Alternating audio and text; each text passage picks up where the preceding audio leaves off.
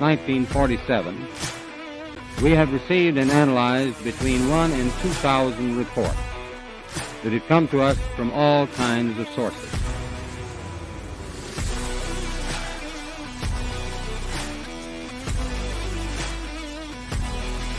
Fleet of them. What's on the ASA? My gosh. That's not an LNS stuff, is it? It's not. It is an LNS. Well, if there's like a thing. We have spacecraft from another species. We do, yeah. How many? Quite a number. Unidentified Anomalous Podcast.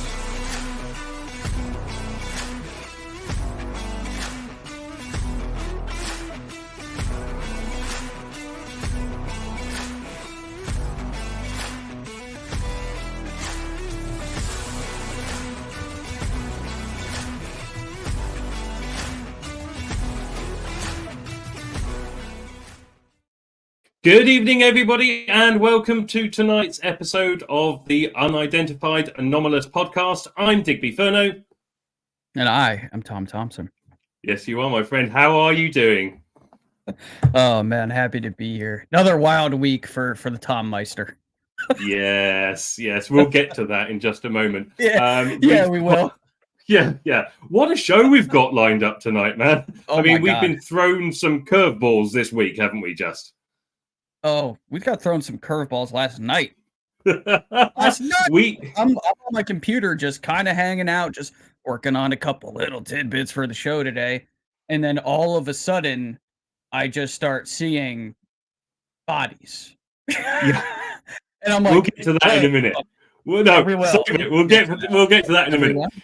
Right. People popping in the chat already. Hello. Hello, everybody. Hello.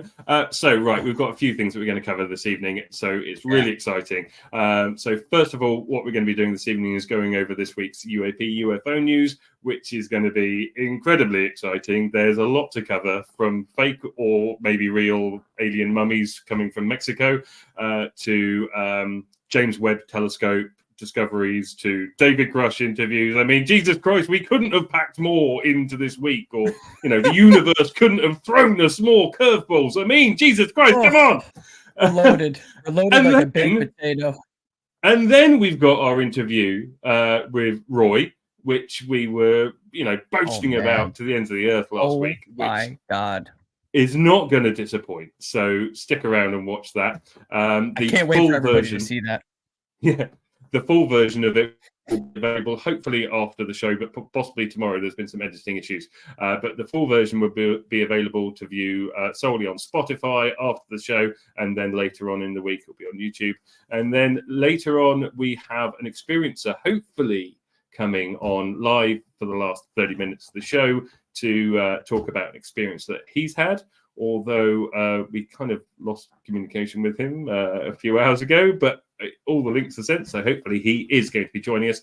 And then after tonight's show, we've got a live Twitter space straight away after the show with Roy. So if there's any questions that any of you want to put to Roy, join us on that Twitter space afterwards. Definitely. Because he's above all, he's a fantastic guy. He will openly speak about anything. And I jokingly said earlier on in the week, it's like having a Neil deGrasse Tyson that actually believes in UFOs. He really is like that. He's a real nice guy. He's really, really bright though, and he's funny. That's the thing. A way of getting these really complicated concepts across to you by using like real world examples and such. I rewatched the interview, obviously, because I'm the one that's been editing it in the background for different reasons. And after hearing it a couple of different times, I now have a much more firm grasp on all of the different things that he was trying to convey. And it really is just astonishing. Yeah. There's no other word for it. It is astonishing. And I am very excited to hear everybody's thoughts once they hear what this man has to say. And it would appear at this point that Roy has become like our friend, which is really cool too. It's really cool to have somebody to talk to about these like really intricate and deep under the hood of the universe concepts. It's really like, it's a privilege and it's an honor. It's really incredible. Yeah, no, it really is. And I think as time goes on, I think Roy's going to get more attention thrown his way. And it's great to be there from the beginning. He's made it incredibly clear to both of us that he wants to continue working closely with him. So if you're out there and you're wanting Roy on your show, you have to come through us first. Okay, so make sure you remember that. We're happy to do that too. Like, I want Roy to be able to have the conversation that he had with us with as many different people on as many different absolutely. platforms as possible. Because if that information is credible, legitimate, and if he's onto something as far as the science and the physics is concerned, then like everyone needs to talk to this man. There's no question about it. Absolutely. So, mate, anyway, before we get onto all that, how's your week been? Well, I'm sure some of you saw this on Twitter, but I got stitches. Yeah. I'll try to. I know it looks a little weird and gross, but what you're actually seeing is a layer of dermal glue. So it's called New Skin. You can go buy it at the pharmacy, and you just paint it on, and it dries, and it keeps the cut and the stitches sealed up. So like I can take a shower with this, and then it just kind of peels off. We're all glad. Stronger stuff on it before though, but yeah, I lost a one-on-one battle with a box cutter that I didn't know I was in, and this one actually happened days before. This one was from the bottom. We were carrying a front load washer up into somebody's apartment, and there's like a ridge on the bottom. And when my partner lifted up and I pushed, it kind of like went this way, and it just like, and nice. This was almost stitches. This is like right on the verge of being stitches. But mate, some lady not been your week. patched me up too. Like we did the delivery in her house, and she happened to also work at a furniture, hospital. not a baby, right? Yeah, that's right. It's a boy. When I cut my finger. Don't ask on what. Anyway. What's up, Paul? Yeah, a lot. God, a lot happened. Jeez, it's funny. I sent you that picture too, Digby. I'll tell everybody else in the chat too. So my mom and I were in the kitchen, and I was telling her about the Mexico thing, right? And it's funny. Like the conversation stops, and we move on to like a different subject. And I wanted to show her the trailer of Encounters, that documentary series that Spielberg's doing for Netflix. Oh, you mean that documentary that Spielberg's doing where he completely ripped off the name of my documentary? Yeah, that's right. The bastard got there first. Unbelievable. Coming out on the 27th. And I'll wait for my royalties check. Thanks, Spielberg. Yeah, well, I'll get in contact with him for you. I'm sure that'll end well. Yeah. Contact. That would have been a nice name for his documentary. Contact. He could have called it that without stealing my name. There's like a million other things called that though. But anyways, there was an image on the on her Alexa. She has the video screen Alexa, and I look, and it's the mummified body, and I'm like, this is what we were just talking about, Mom. And it was from USA Today of all places, and I was just like, oh, now you want to cover it. Oh yeah, that they pick up on. Like, again, we'll get into that subject later, but we will. There's a lot that I have to say about this particular situation. I'm sure a lot of you feel the same way too. There is, and we've got some guest speakers dropping on briefly to share their points of view on the subject, or just give an opinion as well. So they're dialing in live. So that's another element that we've managed to squeeze in last minute to today's show. Thanks to the people in the Mexican Congress for throwing us that curveball just to make sure that we were awake. We are awake. So I think probably to squeeze everything in, we should probably get to our first segment of the evening. Really, indeed, and go straight to our news. Shall we do that now? Let's do it, man. Beyond the mundane. Beyond the Mundane is our news segment. We call it Beyond the Mundane because there is nothing mundane about the news that we discuss on this program, is there? No, not even a little bit. So I guess I'll take this one then, right? Yeah, you go first. Well, it's funny because I had done a YouTube video about the TRAPPIST-1 system. There were some rumors that there had been some detections in that system as far as possible technological and biological signatures. So this recent news is different, though, but it involves the James Webb Telescope, and it's possibly detected signs of life on the distant planet K2-18b, which is located 120 light years away. The tentative evidence centers around the detection of a molecule called dimethyl sulfide, or DMS, which on Earth is only produced by living organisms, primarily by phytoplankton in marine settings. Well, the find has astounded researchers, including Professor oh man, this is a good one. Yeah, good Niku luck. Madhusudin, I think that's right. Niku Madhusudin from the University of Cambridge, who led the study, he urges caution. The findings are not yet confirmed, and more data is essential. This detection comes alongside the discovery of methane and CO2 on the planet, suggesting the possibility of an ocean beneath its atmosphere. Notably, K2-18b isn't a rocky Earth-like planet, but is almost 9 times larger than Earth. Despite this difference, oh man, all these names today. Dr. The worst ones coming later. Dr. Sabajit Sarkar of Cardiff University highlights that such sub-Neptunes are the most common planet type in our galaxy.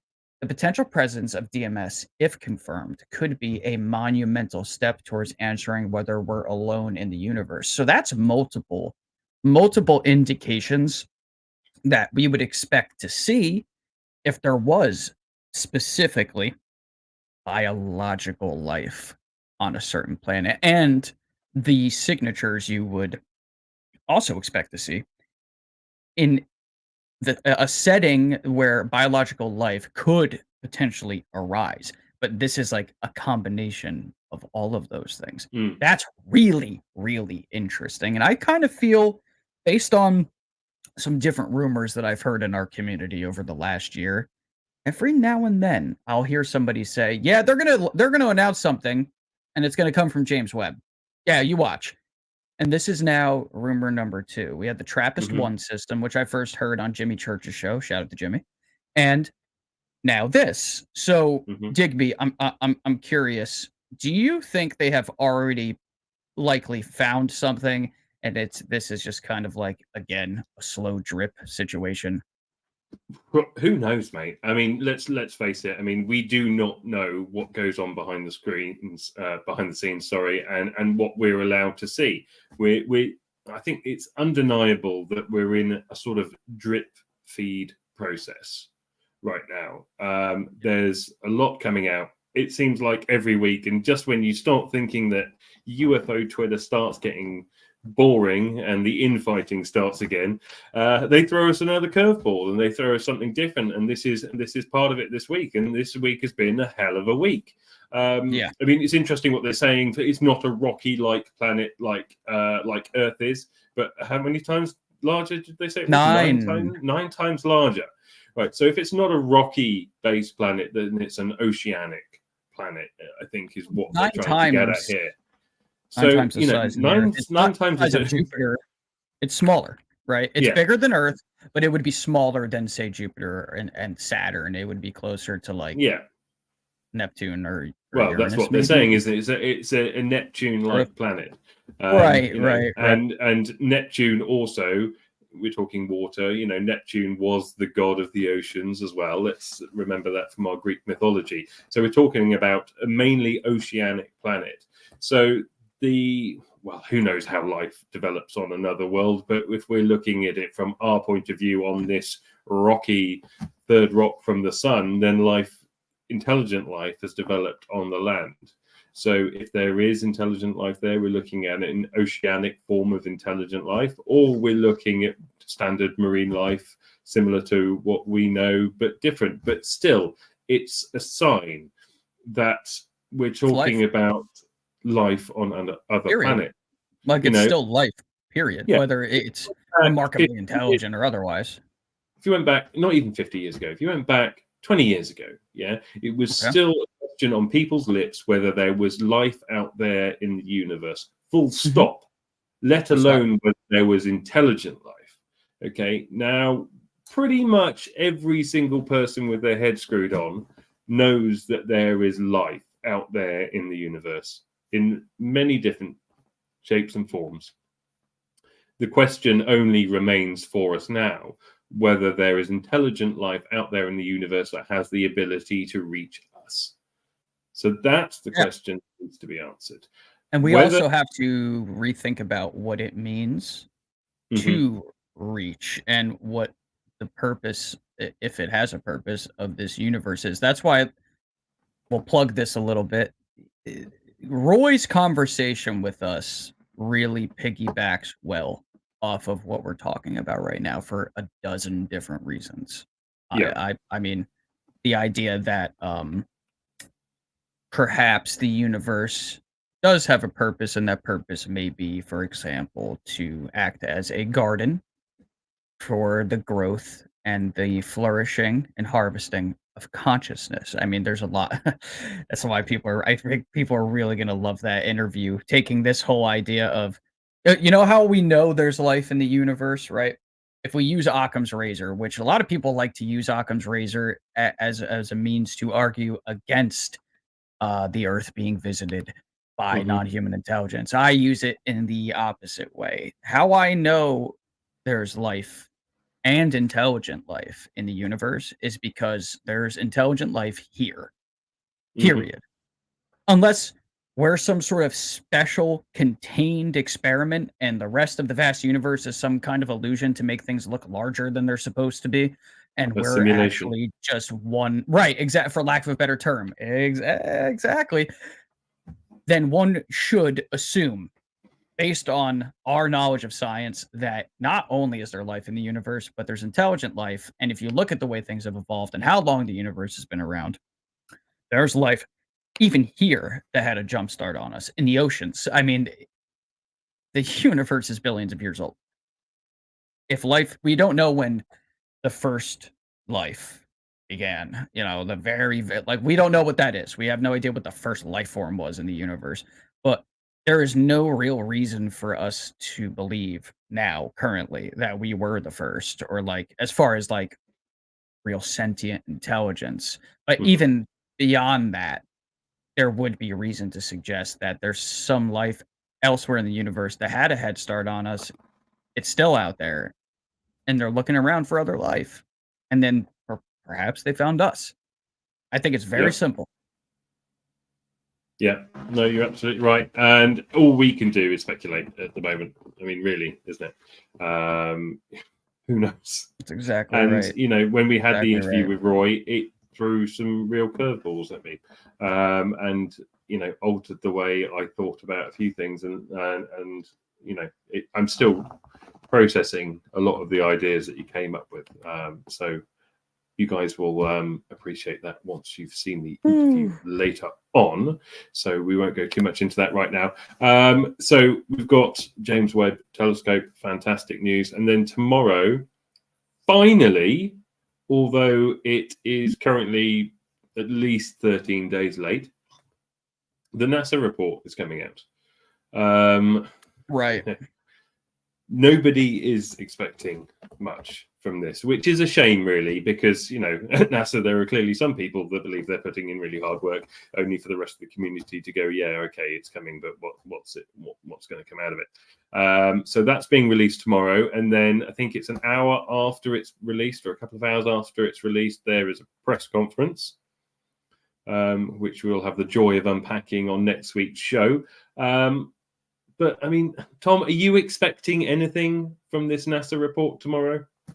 No. The most I expect at all, and I said this to you in our phone conversation earlier in the week when I was at work, the only thing I could even see is that maybe they discuss some cases of anomalies that are just what I would call on the fencers, where it's like there's no real way to tell either way whether it was anomalous or not. It's just boom, mystery, done, and we're never really going to know. I can't see NASA really taking this much further. They have a history of not only playing down this subject.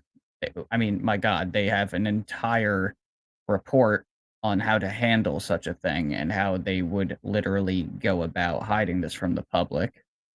But you also have the work of like my friend Darcy Weir, who has pointed out that NASA seemingly has even gone as far as covering things up. So when you take those things into consideration and you look around and you don't really see too much to indicate that NASA has changed its ways or turned over a new leaf, on what grounds should I expect anything from NASA other than what we've already been given over the last several decades? Well, I have nothing to go on. If they decide to do something different, good on them, right? There's a lot of very smart, hardworking people at NASA who do deserve our respect and admiration. Absolutely. Astronauts, engineers, even the janitors, for God's sake. I mean, there's a lot of good people at NASA. They helped us get to the moon, for crying out loud. But this is the high up stuff. This is the tip of the iceberg. And NASA takes its marching orders from somewhere else. They don't call the shots.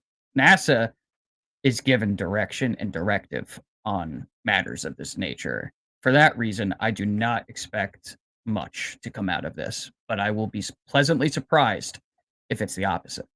Yeah, no, I couldn't agree more. Right, let's move on to our next subject, because we've got people waiting to come on and talk, and we've got so much to squeeze into this episode today. So the David Grush interview was done this week, a new David Grush interview, and it was, titled, what was it? David Grush Tells Me Everything. Which he clearly didn't. No, and I don't think he did off camera either. So, I mean, like maybe David Grush tells me everything that he already said or something. But well, I have a positive opinion of this, but the title was a little. It was, and I don't shoot me, but my personal opinion, it seemed like the interviewer using it as an opportunity to flex his physics muscles somewhat, and speak. It felt like it was his show, and David Grush was a byproduct of his show, and I feel like it. I don't know. It seemed like it was more of a puff piece on David Grush rather than any new information coming out from David Grush. Okay, and I see your point. I look at it in a little bit of a different light. I think it was an opportunity to take the information that was brought forth during the News Nation interview with Ross Coulthart, who we absolutely adore, and kind of now that things have been simmering, David looked a lot more relaxed, like he's a little bit more comfortable. So it's like a different interpretation of that original conversation, but based on the audience that follows that YouTube channel, it is a good thing, because it then exposes this information to that audience. Again, this is, I think it's an actual indication that the slow drip disclosure process is very much in play, because think of it this way. We're going to bring in something else. You have that interview. It comes out the same week that they dropped the trailer for Encounters. It's a coordinated like effort. It's a coordinated attack on the census, for lack of a better term, but in a good way. It's acclamation of the public. I won't use the term predictive programming, because it's different than that. This is acclamation. It's to literally expose people and get them to digest and to think about these types of things moving forward, but they're doing it from multiple different directions, and to me, that looks like it's being done in a coordinated fashion when you pair it up with everything else that we've been seeing going on since 2017. This is just another step on that ladder to the top of disclosure. I think it's a good thing. I do. And the video was done, to be fair. It was. Yeah, no, I get it. I completely get where you're coming from. I think you're right. It's almost like it wasn't even meant for us. Okay. Exactly. That's a great way to say and that's it. Yep. fine. And that's fine. I just think, as a lot of people may think, that we were expecting more, but there was one point that you brought up to me that you thought was quite interesting. We've got a little clip here. We'll play it, and then you and I can talk about it afterwards. We're overlaying the same ecosystem of secrecy. Oh, hang on. Let's go back to the beginning. Three men who previously served in the military are set to speak publicly about what they saw in the sky and heard behind closed doors. You solemnly swear or affirm that the testimony you are about to give is the truth, the whole truth, and nothing but the truth, so help you God. Can we just talk? Yeah. So what happened yesterday? I didn't read the news.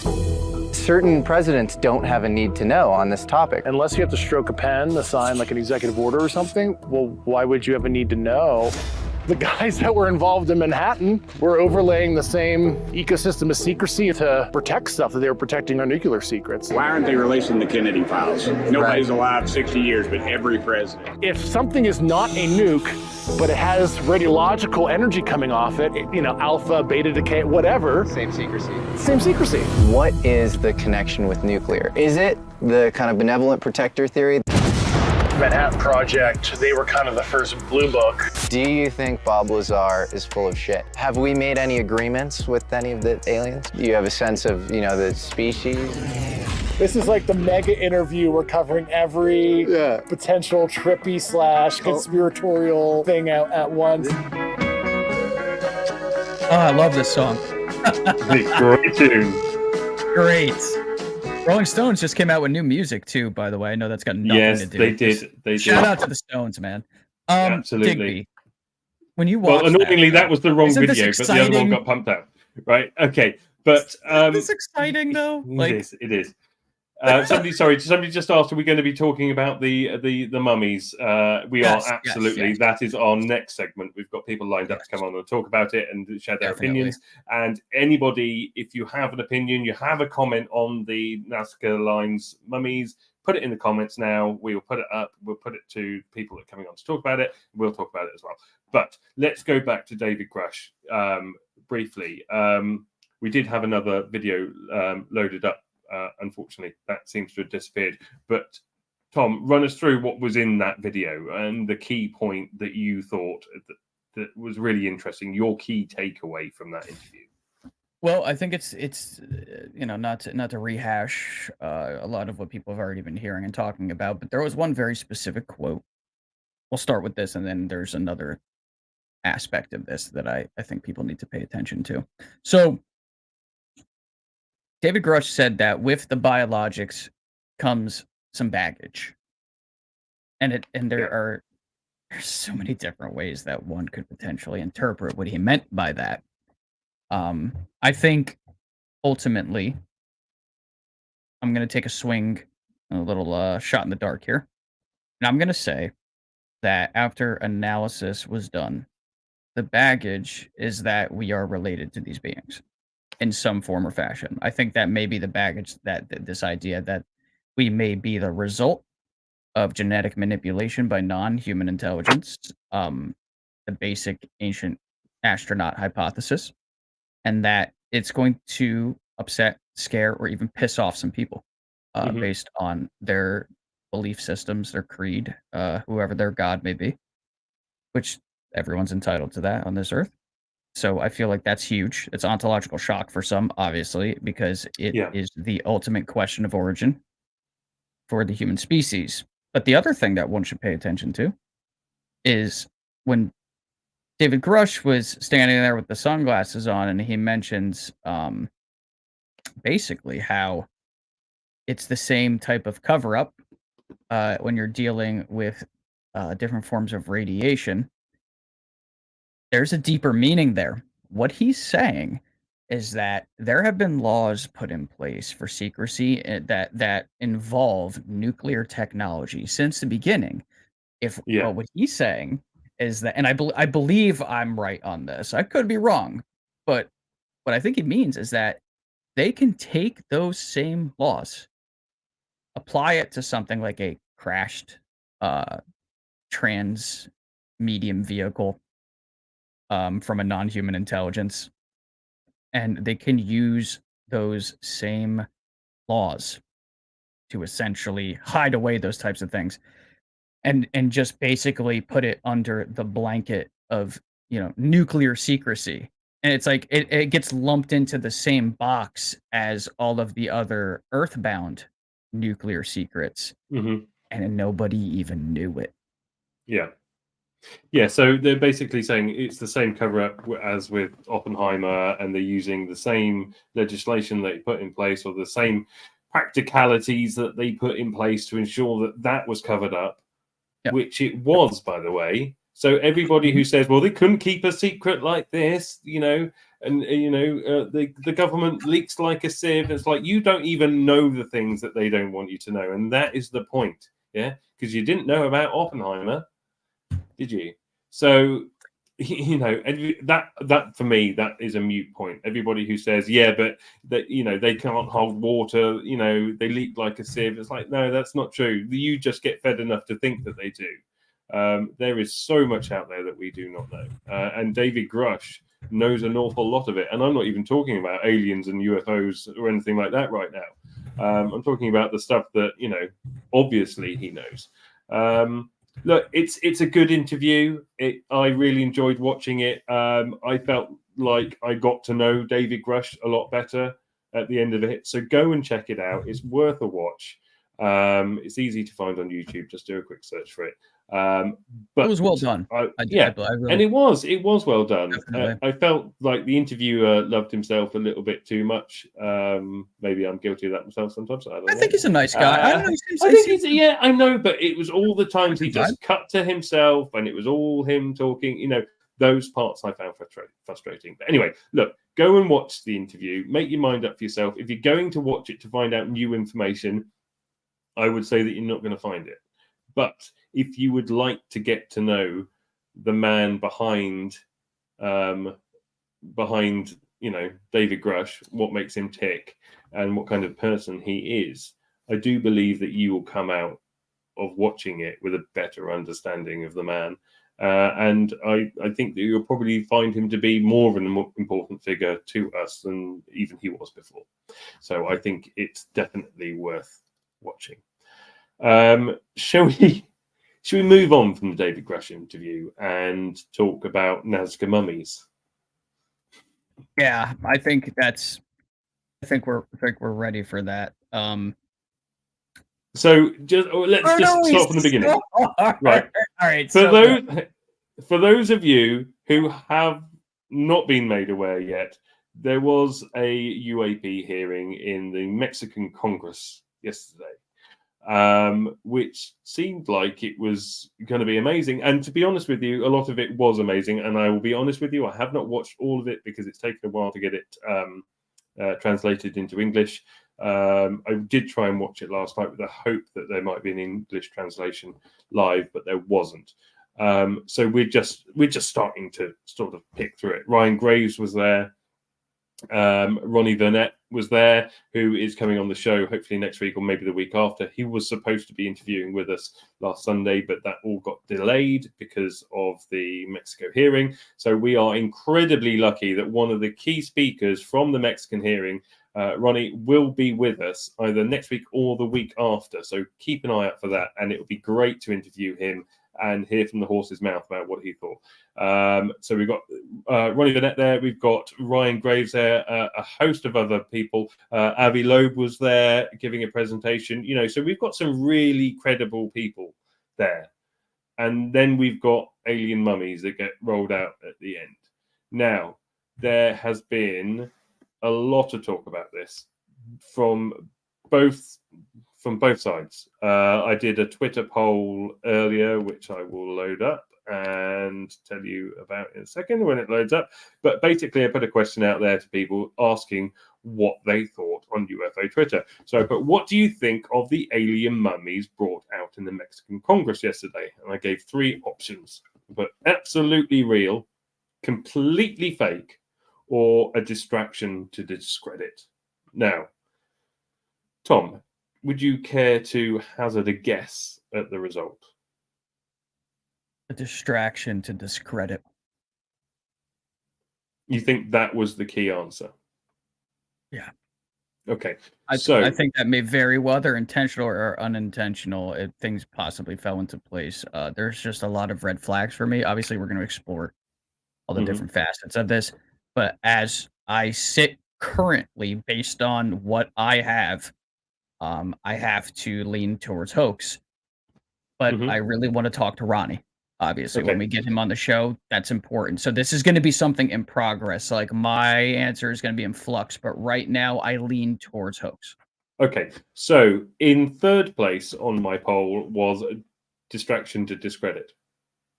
Third place. Third place. In second place was it's completely fake. And in first place was it's absolutely real. So it was 41.7% of the people believe that it's absolutely real, and 36.7% think it's completely fake, and the rest thought it was a distraction. Now, there is a key thing here. You could argue that the last 2 points you could bundle together. Yep. Right? Of course you could, absolutely. But looking at it the way that it is, the reason why I separated it is because there's a difference between it being just completely fake for the sake of being fake and then it being manipulated to discredit. And in an I effort wanted to do so. Exactly. Look, we've got some guests coming on to speak to us about this and share their points of view. So I'm going to bring them in first by one. First of all, I'm going to bring in James Rose. He is the founder of CE5 Heist UK on Facebook.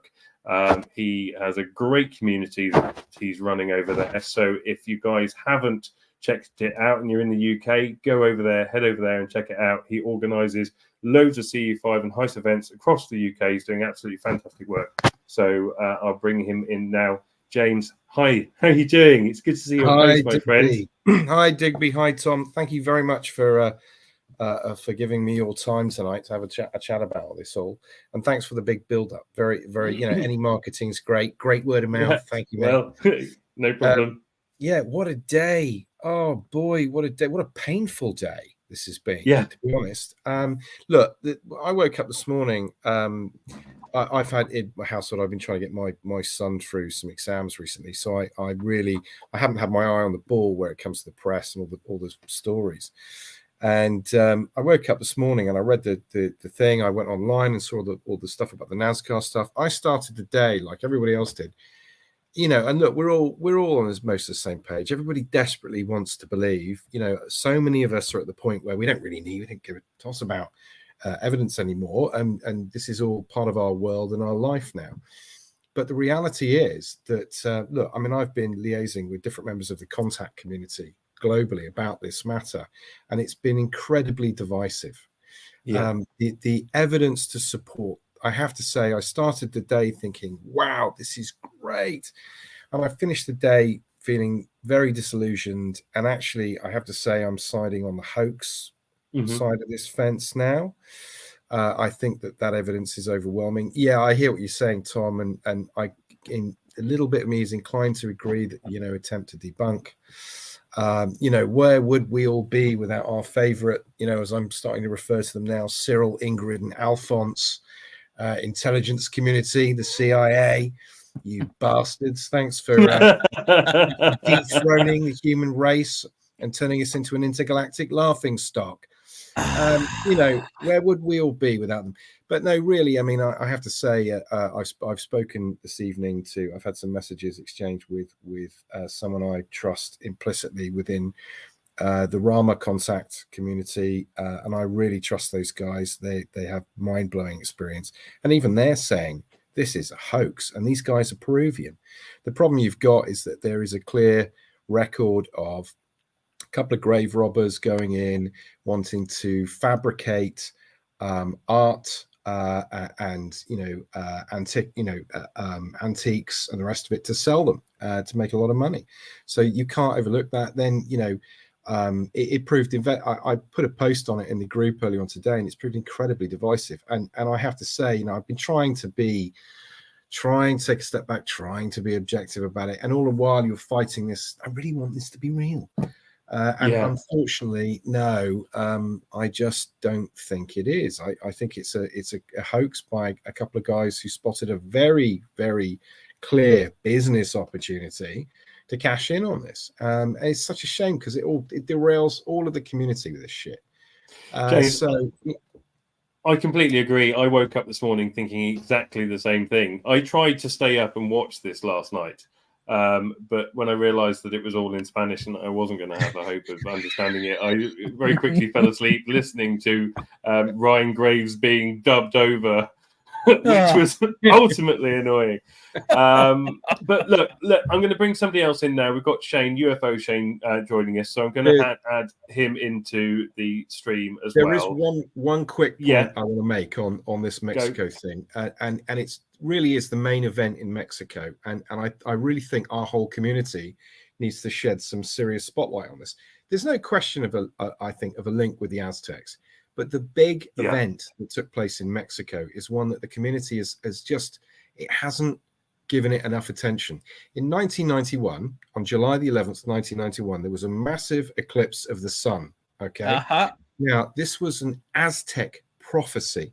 And the Aztec prophecy stated that on the July 11th, 1991, they pinpointed exactly the date. Massive eclipse of the sun over Mexico, over that whole part of the global hemisphere. And stated that at that point, immediately afterwards, as the Aztecs referred to them, the masters of the stars would return. Now, immediately after that eclipse, there was a massive UFO sighting. There are hundreds of hours of camcorder footage of this. There was a wedding taking place. These guys all had camcorders, and they were pointing up in the sky. And the formation that turned up after that is unbelievable. It's like someone's put a star constellation in broad daylight, in the middle of the day. And a lot of these objects are moving around and all over the place. And there's hundreds of hours of video footage of this. This was an Aztec prophecy. Okay. Now, you even had, I've liaised at length with people like Dr. Joseph Birks about this. I'm probably going to drop Stephen Greer's office another email about it. But they went and did an enormous investigation into this. And the wave of UFO activity over Mexico from that point in 1991 through to 1993 was overwhelming. There were investigations going on all over the place. There were pilots coming forward saying things. And the volume of video evidence surrounding that is completely overwhelming. So don't get me wrong. I think it's a real shame that we've established as a potential hoax today. But the connection with the Aztecs is there, and there is overwhelming evidence from 1991 that should be someone needs to be shining a spotlight and investigating that angle a little bit more. I'm glad you brought this up, James. I have this footage on my computer. I have a couple clips of it. It was actually some of the first UFO footage I ever saw in my life. Yeah, I was born in '89, so I saw it when I was like 3. Well, I remember guys, it. Let's James, stick around, stay on the screen. We're just going to bring in our next guest, which is UFO Shane. I think we're all singing from the same hymn sheet here, but I really want to hear what he wants to, what he has to say. So let's add him in now. There he Shane, is. how you doing, my friend? What's up, guys? Buddy? What a day, man. Hey? Oh man, it's been I was talking about this 5 months ago, or not 5 months ago, like a month and a half ago, when 30 minutes after Ryan said he was going to go do this, I was like messaging Ryan, messaging everybody else that I could. I went in people's spaces and I was like, this is ridiculous. Jaime Maussan's going to backfire this entire event. Screen. And they're going to backfire this entire event. And then I got doxxed for it. And someone posted my mugshot and all this other stuff about it. And look where we stand now, Ryan. You have to give it credit to Ryan Graves, though, dude. He came out and he was like, "Hey," and if you watch the video, whenever the bodies get pulled out, he's like this. He's like, "Oh," you know what I mean? Because like everyone told him. He posted earlier, didn't he, as well, just to try and separate himself from it. And then Gary got involved in there and started memeing on all the bodies, and everything like that. And I think he waited until Ryan said something to kind of, you know what I mean? Because you're still your coworkers in a way. But I give mad props to him. But I've been arguing with people all day about this. I agree with James. This is a total hoax. As much as you want something to be real, that bias is not gonna, you know what I mean? Like you just can't. Hope is great, but 15 minutes of research will show you that Jaime Maussan has cheated now 47 times on record. He's literally a joke to a lot of my Latino friends that are from Mexico City, and they don't. Wow. They grew up watching him, and he's a joke to them. But and this begs the question: why on I don't know. earth? I mean, he didn't just give one presentation about these so-called mummies. He led the whole event. He's a superstar over there, dude. I mean, he's literally. I mean, as much as like a few people I know don't like him, that whole group of people, they're very spiritual, and there is a lot of real supernatural events that occur there. So they have no reason really to disbelieve this stuff. And when you just watch TV or something, they're not all going to be like us going and doing all the research. But he's, to anyone who's done even a minute amount of research, he's a joke. But he's friends with all those people. I mean, heck, he set up hospitals and was selling fake COVID cures, and the government had to shut him down for that. Not a year and a half ago. Wow, really? Yeah, an entire. I'm talking not like one or two. I'm talking like a whole network, and it was called Biocene or Biobectine. What the hell was he doing at this event then? See, that's what really irritates me about this. It's like, how was this guy let in the front door? Well, it's Mexico, dude. I mean, you're really going to look to the Mexican government for any type of clarity.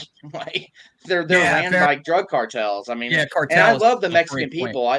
But even like my Mexican friends that I was at a cookout say the same thing. It's all corrupt as crap over there. So, I feel like that. That's why I feel like Ryan and them, like, I mean, everybody, dude. Me and a lot of people were like, "Hey, man, don't do this, bro." Like, but I didn't think he was going to wheel out 2 alien bodies. Even for me, I probably didn't know. Well, no, he did not know. He clearly did not know. Clearly did not know. There's no way he knew. There's no way he knew. I mean, they literally looked at the US Congress hearing and said, everybody went, well, we're not going to roll out bodies. So Mexico went, okay, we will. Yeah, we got them. We got all of them. We got some in this drawer down here. Hang on. Where are they? Yeah. They've been debunked. It's okay. No one will notice. Like, who has some really good stain and some good buckles to put on these chestnut boxes? Yeah. Who's got like white silk? All right, we're good to go. Who's got some chicken eggs we can shove in here real quick? You got those? I mean, all right. Let's just remember that a lot of people, though, woke up this morning, saw this, and went into a bit of shock and didn't know how to process it. Bro, and it's way worse than that. I have been on Twitter all day today, and I've seen it unfold. People going, yes, this is exciting from the beginning of the day, and then as the day went on, Al Jazeera, Digby, Al Jazeera, 8 million subscribers, they're talking about this. You think it's bad that we know about it, dude? The whole world is like, oh my gosh, where was their chickens? Yo, where was this type of coverage when David Grush went on News Nation? Well, yes, I know. I know. Yeah, the government makes me want to take this vape, and it makes me want to eat it. Oh my god! I threw my vape a minute ago of excitement. I don't even know where it went. Is this part of some stupid plan though to discredit the whole? No. The whole idea of UFOs, UAPs. I mean, it's working out in that favor, but I mean, Jaime Maussan's a joke. Come on, man. Like he literally took a skinned monkey, taxidermied it, and said that some guys drowned it in antifreeze, and then he went on William Shatner's show about it. The Atacama skeleton, even after Gary Nolan and other people like debunked that from Greer, a year later he was still pimping that as a real alien skeleton. So it's really just he's a freaking liar. James, Shane just brought up Greer then. Now, correct me if I'm wrong, but Stephen Greer tried to bring something out not so long ago that was similar, didn't he? Can you remember that? Yeah, I mean, he had a big disclosure event, but it was it was a lot like the Grush thing, but on steroids. So $1,000 to have a steak dinner with him too. I mean, he was saying over 100 devices. I mean, look, don't get me wrong. I find, I mean, the problem we've all got as a community is we need to spend less time arguing and more time trying to get united and getting behind the main thing. So the problem that we've had for decades now is that you hear one story, then you hear a counter story, and all of a sudden everybody's arguing with each other. Now you've got Greer's witnesses coming forward saying there's over 100 UAPs behind closed doors at Lockheed and Raytheon and all the rest of it. Nobody really knows, but there's no smoke without fire. So clearly there is something there, but his I mean, there were all kinds of other things. There was the allegations about the base in Antarctica.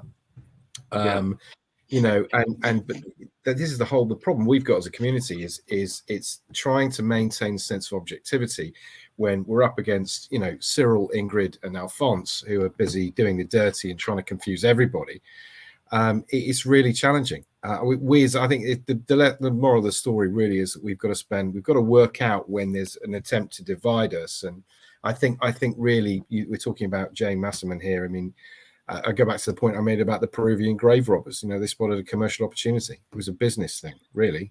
Well, they made good money on it. And the dude that actually sold it, I think it was for like 50, 60K. He got caught 3 months later or something like that selling fake gold in Peru, and he got arrested. That's the dude that sold it to Jaime Maussan. Yeah. Oh my God. Yeah. It's a joke, man. Yeah, it is. I mean, don't get me wrong.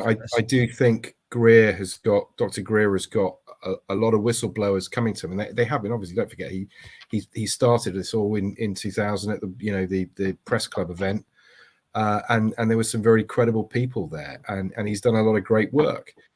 Yes, I mean, as an individual, there are criticisms of him. You know, you can't not get involved in this and appreciate those. But going back to the objectivity point and trying not to divide the community, I'm trying to comment less and listen more. I think at the moment, I mean, I'm sticking firmly on the contact side of it all and trying to organise efforts to do that. And I feel much more in my comfort zone, just observing what's going on and not commenting negatively. I mean, today is different because as Shane said, I mean, the evidence about the fact that it's a hoax is so overwhelming that you know, even people that aren't medically trained are spotting the fact that there's clearly issues with the bodies that were presented. So you know, I do think Dr. Greer's whistleblowers have got credibility, but what is the truth and what is an attempt to divide the community? I have no idea. James, you're absolutely right, and I really liked your comment about the fact that we need to listen more and come together as a community. And I love what you're doing, and and think that you're right. For what you're doing is you're focusing on reaching out and making that contact, and I admire you for that. So thank you very much, Shane. What were you going to say? I would like to say that the thing about anybody in this field, don't build your house on the sand. You know what I mean? Like, you need to build it on a good foundation, because people gave me this argument all day. Well, what if it moves the goalpost forward? It can. There could be waves of this, but when it's going to get to a certain point, that foundation is not going to stand anymore, dude. It's just going to collapse. You're going to go back and be like, oh, all this good information I built off these lies, that one lie jingas the whole thing. It's just over. And that's the thing. And there are people that are knowingly doing this for sweet, sweet grift money, like sweet, sweet cash. There's nothing wrong with making money, doing what you love. There's nothing wrong. Capitalism is beautiful. Yeah, exactly. There's nothing wrong with doing a podcast, and you guys get all these good sponsors. Definitely check out your sponsors, but you know what I mean? Like, you get great sponsors and all that. It's another thing to actively sell a known lie. You know what I mean? No, you're because absolutely right. It hurts everybody. And when it comes to this thing, these skeletons. These skeletons are the ancestors of Peruvians that were dug up in an archaeological site and melded together with paper mache and dog bones. It's disgusting. It's absolutely disgusting, and it's actually a massive crime in Peru. And they were sold to Jaime Maussan as art, which is a massively punishable crime by their antiquities department for selling art of archaeological dig sites, especially bodies outside the country. So he should honestly be facing charges. The Mexican government investigated it in 2017, but I mean, what the hell are they going to do? So yeah, it's just, when it comes to this kind of stuff, this kind of thing because we all have friends that have had really strong paranormal things happen to them. I've had an experience. Thomas just had one the other day. Digby's wife is a psychic, you know what I'm saying? Like, I respect all you guys, and I have no reason to think you're lying to me. But that's different when you have someone come out and they're selling fake things, it hurts the credibility. These people, there are humans out there being hurt by something that we don't know what it is, and they don't have anything or anyone to talk to. And now they just lost even more people to talk to because they're going to see these stupid alien bodies, and they're just going to be written off even worse. And it does damage to not just ufology, but to the people as a whole seeking these answers. And that's really my most massive point I could make about it, I think. I'm with you on that. I want to piggyback off of that because as someone, being that I am an experiencer myself and I'm friends with many, this type of thing, especially the people in my inbox right now, there's some people who are laughing at this as, being ridiculous. There's some people who are angry because they want disclosure and they think that this gets in the way of that. But then you have the third camp. You have the third camp, which is the experiencers. And I'll tell you what, man, there's people who've reached out to me over the last 12 hours that are sad, depressed, and deeply heartbroken to see something like this because they feel like it's a giant step backwards. It's like we were making progress. Encounters is coming out on Netflix, which is still coming. You should still watch it and you should still listen to those stories. But when you see something like this, it's like throwing a big fat wrench in the disclosure wheel, and it's just like, why? And if there's laws in place against this type of thing, then Jamie should be in jail. If that, what I mean? You disrespected somebody. Maybe he didn't go dig them up, right? Whatever. Well, whoever still perpetuated it. You still exactly. You still perpetuated it. You're still guilty by deep association at that point, and you should really have to pay the price for that. And no one should ever follow you or watch another one of your fucking videos ever again. Excuse my French, but seriously, do it again, though, we do a lot of hard work. We do a lot of research in this community. I spend hours reading books, watching videos, listening to documentaries, podcasts. It's like, fuck you, Jamie. Seriously, man. As an experiencer, fuck you. Man, you're right. I think you're right, Tom. I mean, there is a moral and ethical responsibility I mean to get so now. Worked up, but we've been coping with this, the lies and the cover-up for 70 years. And the people that are now working really hard, like you guys are, to get that truth out there, you guys, Hollywood, and a ton of other people in the community are doing really important work. The issue that we've got is, number one, the wider public actually really doesn't care about this, which is even more frustrating, I find. I mean, I'm sorry, I don't know what you think, Digby, but that's how I feel it is in the UK. They don't care. They don't know how to care about it. It's really weird. And what you're saying, Tommy, but I think there is a moral and an ethical responsibility to try and guide these people correctly. So you're absolutely right. I mean, people that are deemed to have been spreading false information are really not helping the cause. I mean, the only way you can do anything at the moment is vote with your feet. So if people are publishing crap, but I mean, I'm saying that, but I suppose I have to take a step back at this point and say, well, actually, am I being a bit of a hypocrite here? I shared a post on Facebook first thing this morning saying, my God, wow, this is amazing. And then by the end of the day, I was thinking, oh my God, what have I done? This is all a load of crap.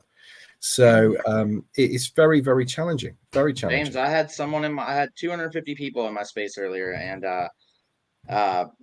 my friend Dune came up and he said, I feel like an idiot. And I was like, what's wrong, man? He's like, I have to tell my boss this is bullcrap. I have to tell my mom this is bullcrap. My sister, my uncles, my aunts, my cousins, because I went crazy when I saw it, and I was so excited and so filled with joy that I told everybody, it's happening, it's disclosure, it's here. And I said, well, it sucks that happened to you, man.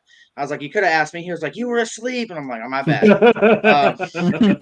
But I said it speaks volumes to your character that you're going to go ahead and take the time to fix the situation, and do the legwork, and that's really what it is, though. But that's someone Dune's not well known in this field. Like he doesn't do shows or he's in spaces, but he knows what's happening with paranormal stuff. He's been around it a lot. And he got fooled, but that welling up of emotion can just take you places. I've been guilty of it tons of times, and that's why I'm not so much of a skeptic, I guess, now, as I'm more just trying to be a critical thinker. Who's trying to follow the money trail? Where's this coming from? And once I start seeing hundreds of thousands of dollars getting passed around like a freaking fruit basket, and everyone's taking their little piece of it, that's it is what it is. So I think money, but it's not good to lie and make money off of those lies. It's wrong. No, it's wrong.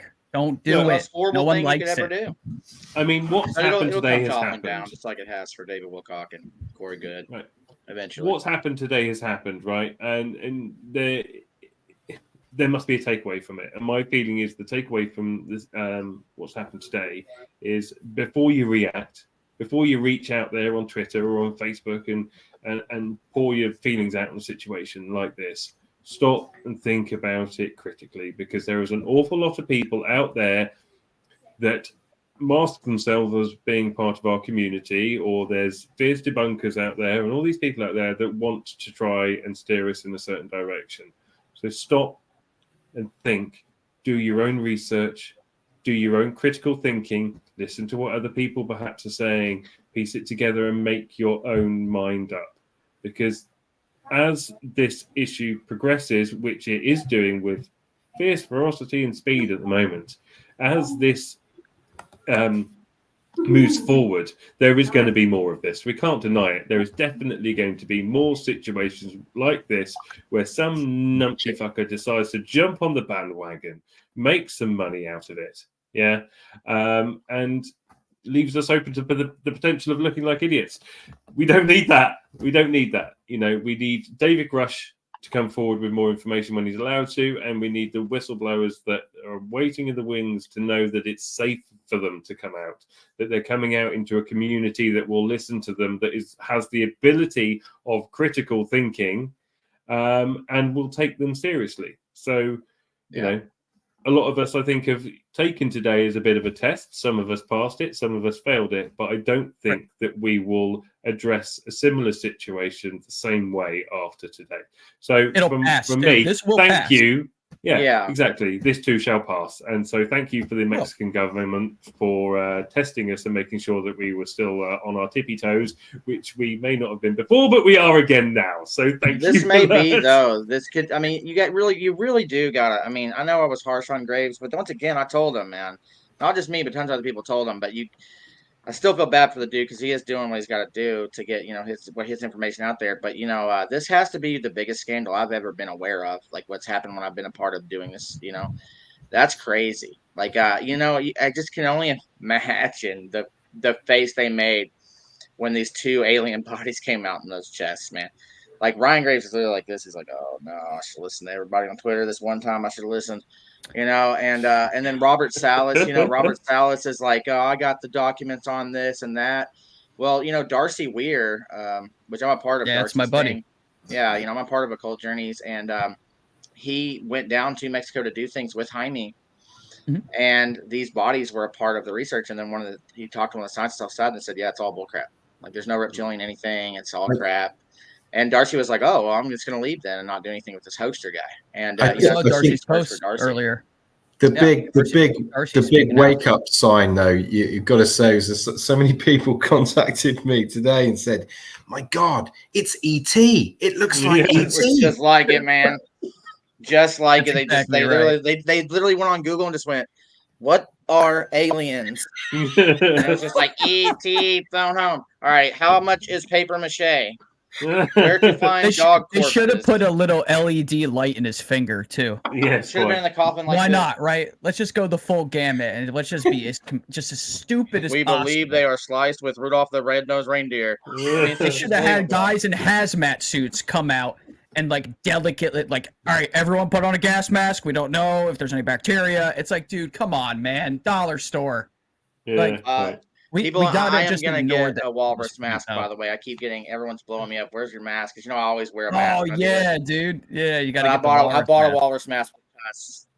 Do you know how many nights I've made images of that walrus in like Midjourney, and then I like forgot to send it to you? Yeah, I gotta go back, dude. I got the blue check mark, and I don't want to change it right now. So, but we're gonna go back to the walrus, of course. Love it. But this kind of stuff, man. People are gonna watch this on Twitter and just got to remember that there are victims in this ufology stuff. It's a fun thing to do. It's great, like reading these old stories. But there are tons of real things that we can focus on. Pascagoula, Stevensville, Zygmunt Adamski, all these claims. The dude who got sea mined in the woods outside of Scotland. All this stuff. There are still cases where you don't have any answers for me. Stevensville happened in 2008. You have full radar, full witnesses. UFO hunters, God bless that show. I miss that show every day. You know, we aren't the only ones, you know, with, you know, like all that stuff. But Stevensville happened in 2008. That's not, you know, a lot of people say, oh, you go back to Roswell so far. Well, Stevensville's 2008, man. I was Stevensville's out of big high school time. at that point. Yeah. And then the pilot dude that saw it with his friends and the guy who used the gun scope to Incredible look at it. case. It's Incredible all there, case. but it just got like everyone did like a year worth of research on it. And they were like, okay, cool. Another Phoenix Lights event. Nothing to see here. You know, it's the same thing. What about that case in Michigan that they covered on Unsolved Mysteries on Netflix, where they were talking to the radar operator? Like, that case is awesome. Yeah, it's super sweet. That's a great case, which I feel like they really need to like put that one out in front next to what you're talking about. And then you got the aerial school. Like there's and then there's, you know, it's like, this is not, and Digby, you and I have really stressed this, being that you're from the UK and I'm from the United States. This is not an American phenomenon. There are amazing cases, specifically like in Brazil and Japan, and like James was saying earlier, in Mexico, early 90s. Like, I promise you, if I whipped out some of the footage that I have of some of those early 90s cases from Mexico, you'll be like, A, I've never seen that before, and B, what the hell am I looking at? Like, as long as really Jaime good. Maussan doesn't have anything to do with it, I'll look at Nope, it. he's got nothing to do with it, and he All never right. will. I don't have a single thing related to that man saved on my computer. Nothing. He's gonna do this. He's gonna do this crap again. Yeah, I actually looked into it, and I don't think that they were sworn in under an actual oath because it's the lower Congress. So I don't think he's gonna get. Now, if they get after him for the bodies, maybe. But he knew what he was doing, man. He's the biggest grifter. Man, he makes David Wilcock look like a noob, like just some new guy on the field. Like, this dude's been doing this as long as George Knapp has been reporting about this, 37 years. So, and you know, he's also, you know, he's from the village of Father Crespi. Do you guys know who Father Crespi is? I do. The Golden Tablets of so the Golden Tablets of Los Tayos. He's from that village. So, and he dealt with Father Crespi, and just it kind of like, I really love the Father Crespi story. I mean, Neil Armstrong went and looked for the tablets, and you have this dude from the same area, the same province, just literally crapping on that. You know, that poor man gave everything to those people, and it's just, you know, a joke. It's a joke. It is terrible what we're seeing, and this cannot stop the disclosure train, though. We can't let that happen. We're in control of this, right? We're steering this, so we call it for what it is, and we move on. Period. Yeah, absolutely. How we handle this. It doesn't debunk and discredit everything else. It's one thing. And on that note of moving on, we are going to move on to our next segment now, which is our interview with Roy Herbert. So, James and Shane, sweet. Thank you so much for joining us. Thank you so much, guys. Pleasure. Go onto YouTube and make sure you watch the rest of the show, because we've got a cracker for the rest of the show lined up this evening. So from myself and from Tom and from everybody watching, James, Shane, thank you so much for coming on and giving us your point of view. It was incredibly valid, and thank you so much. We will see you guys soon. So until then, goodbye. Thanks, guys. Appreciate it. Right. All right. So we're gonna. So what we did is we like we did with like last week with Graham's interview. We broke this down. This is the first 20 minutes of our interview with Roy, and then after the show, it's either going to be up after the show or tomorrow. We'll put out a tweet, so just keep an eye on all of our social media. The full interview will be out at some point after the show, whether it be tonight or tomorrow. We'll keep you guys informed on that. And this is one of the wildest conversations I have ever had. Yes. Oh man, I'm still unpacking it, right? And look, let's not do too much to introduce it, because I think it's going to speak for itself. But so we've got about 20 minutes of this interview, and then me and Tom will be back. Hopefully, we've got this guy coming on to talk about his personal UFO experience and his experience with meeting the elusive Men in Black. But we'll know more. But after the show this evening, we will be holding a Twitter space, Tom and I, with Roy, straight after the show. So listen to the first 20 minutes of the interview. If you have questions for him afterwards, which you will do, then join us live on Twitter, where we will be hosting a Twitter show for, well, until I fall asleep.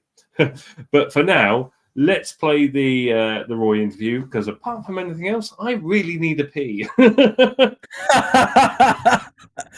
right, let's do it. Let's do it. This week's guest. Ladies and gentlemen, our guest today is a true maverick of science who had an IQ of 167 at the age of only 11, a full 7 points higher than Einstein. He's here to guide us on an exhilarating journey, reverse engineering your reality and diving deep into the captivating dynamics of time and space. Forget the stereotype. He's living proof that experiences come from all walks of life. He's Einstein 2.0 you never saw coming. So get ready to be amazed by the one and the only Roy Herbert. Roy, welcome to the show. How are you doing, my friend? I'm doing fantastic, gentlemen. Hope you're the same.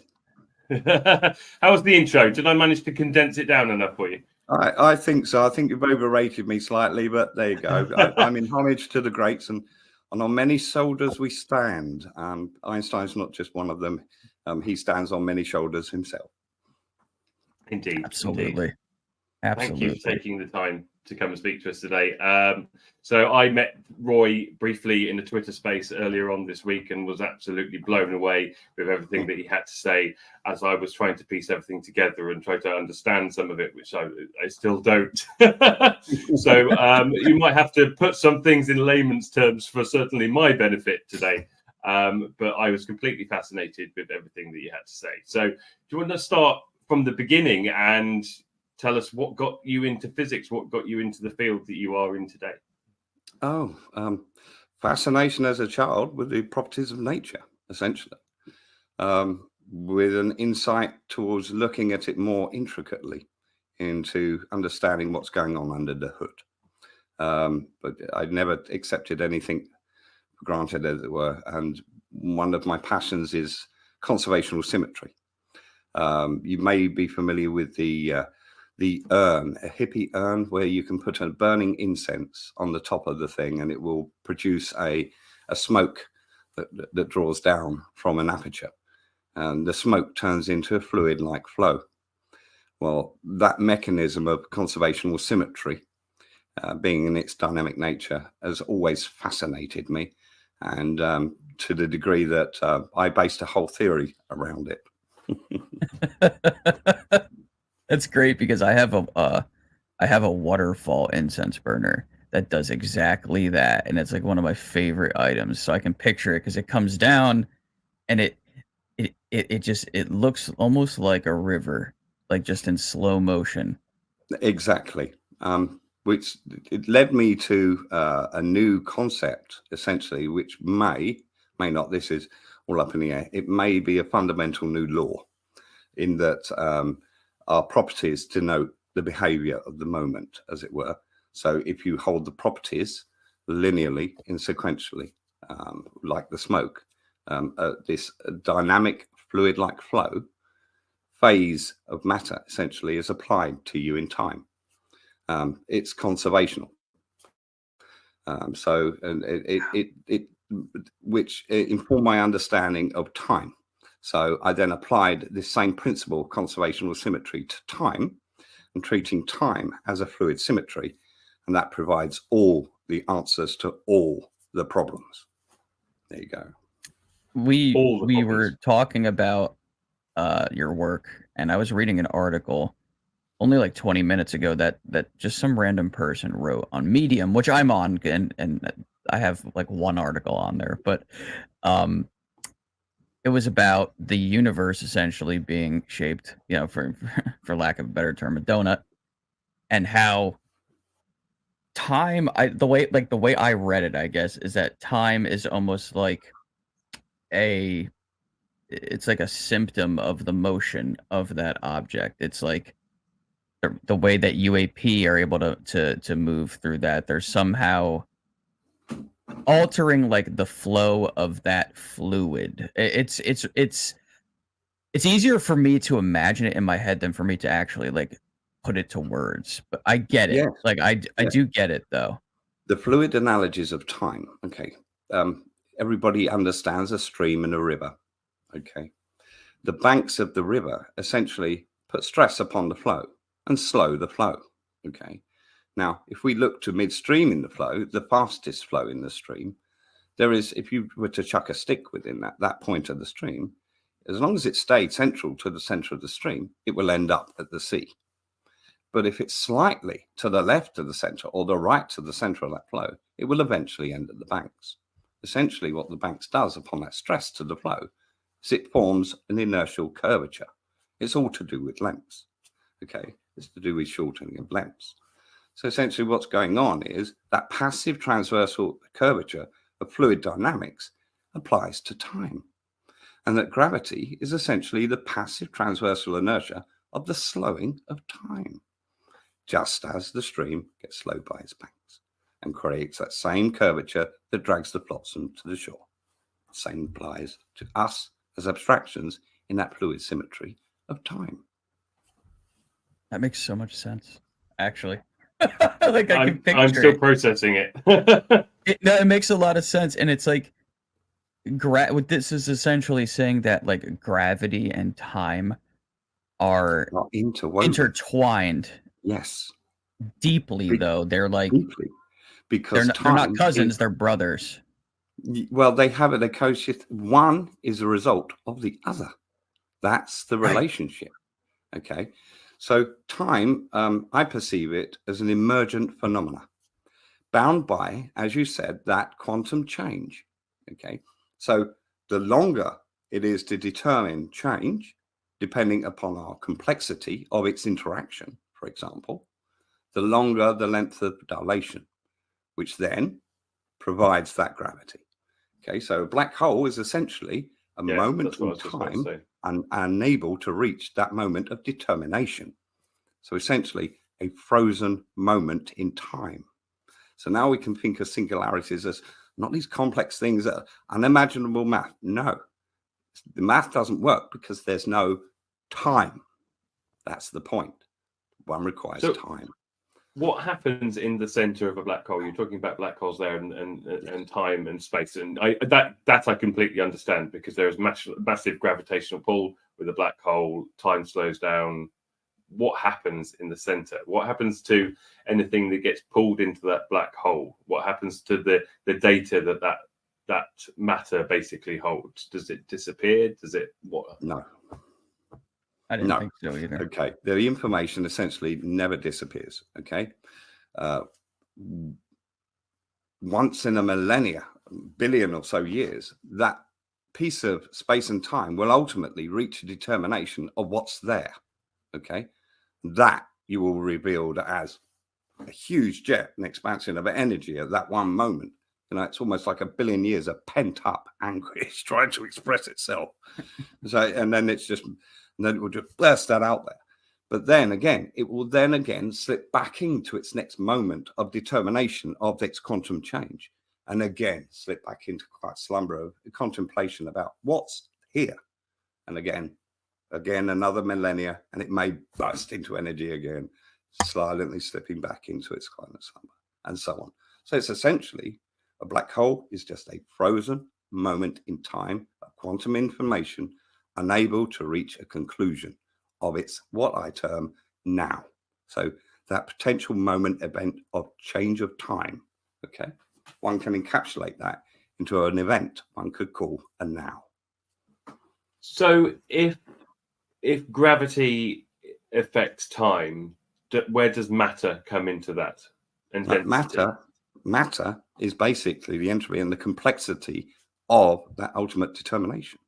So essentially, matter is, I'll have to get into contextuality and so on to fully express what matter is. It's essentially a transform of information, okay, as an abstraction in that fluid symmetry of time.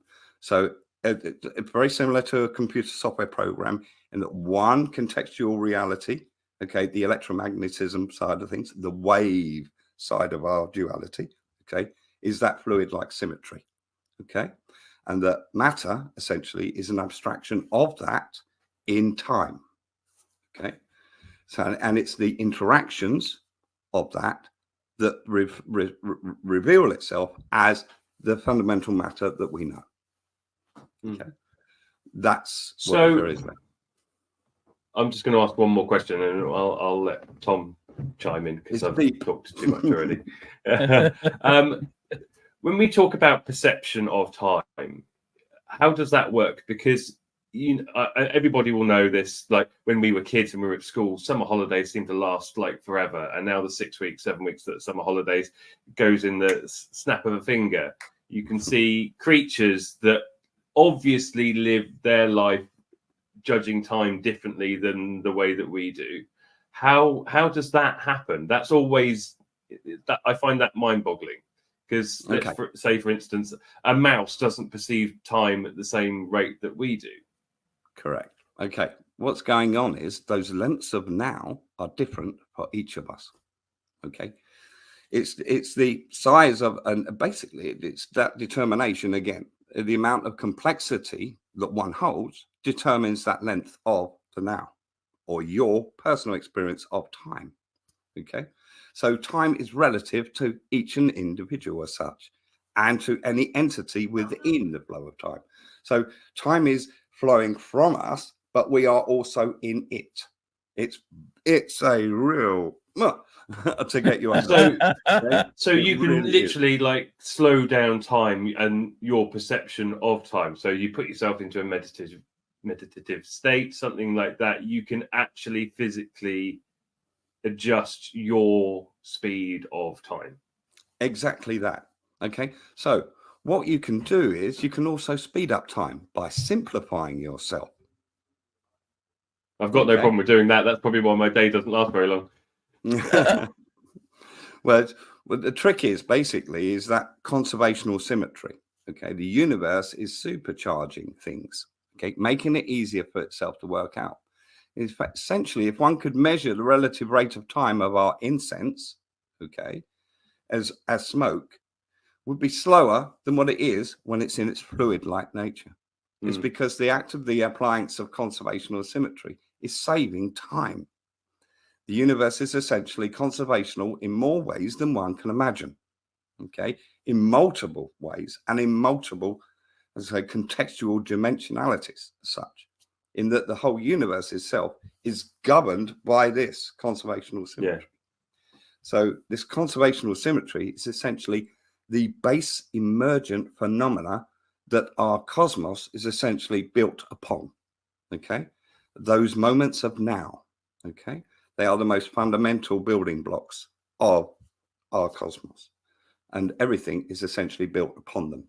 And I've called this thing, the modus of it, the modus operandi, essentially, what's going on under the hood, dynamic behaviorism, in that it is our properties of any moment to denote our outcome or our applied behavior.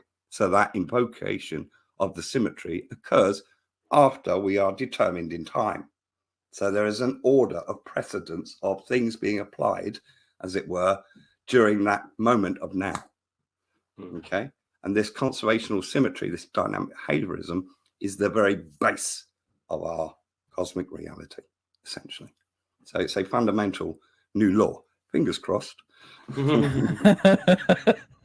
That's incredible. So obviously we can take a lot of these concepts and apply them in a host of different ways to what people are observing in the skies.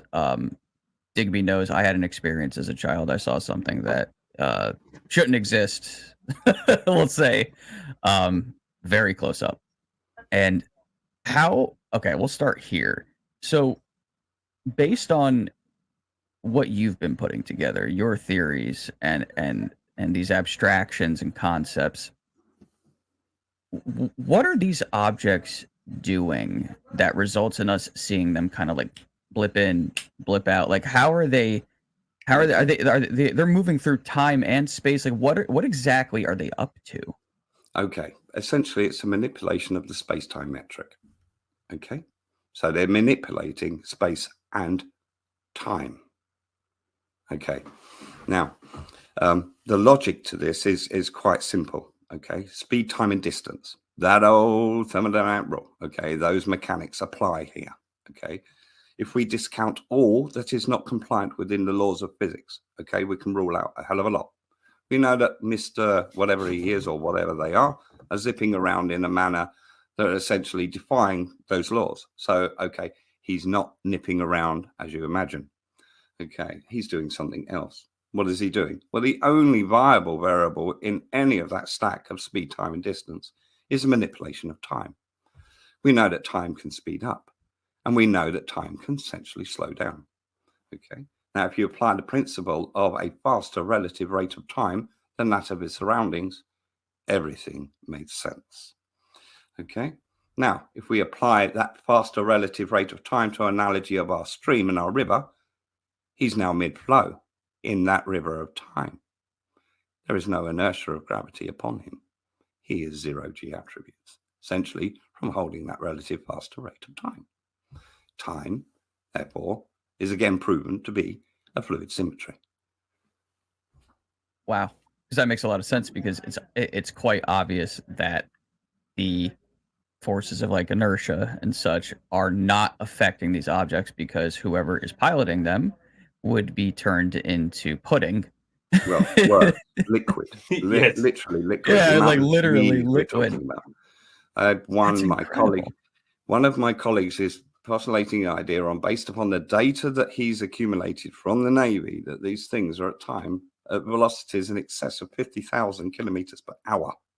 Yeah, that's ridiculous. That is liquefying amounts of inertia, and that's just what we're seeing zipping around the skies. That doesn't include the potential necessary speed they would have had to have had to get here in the first place. If we discount your idea and look at a time, a normal, we're going faster than the speed of light.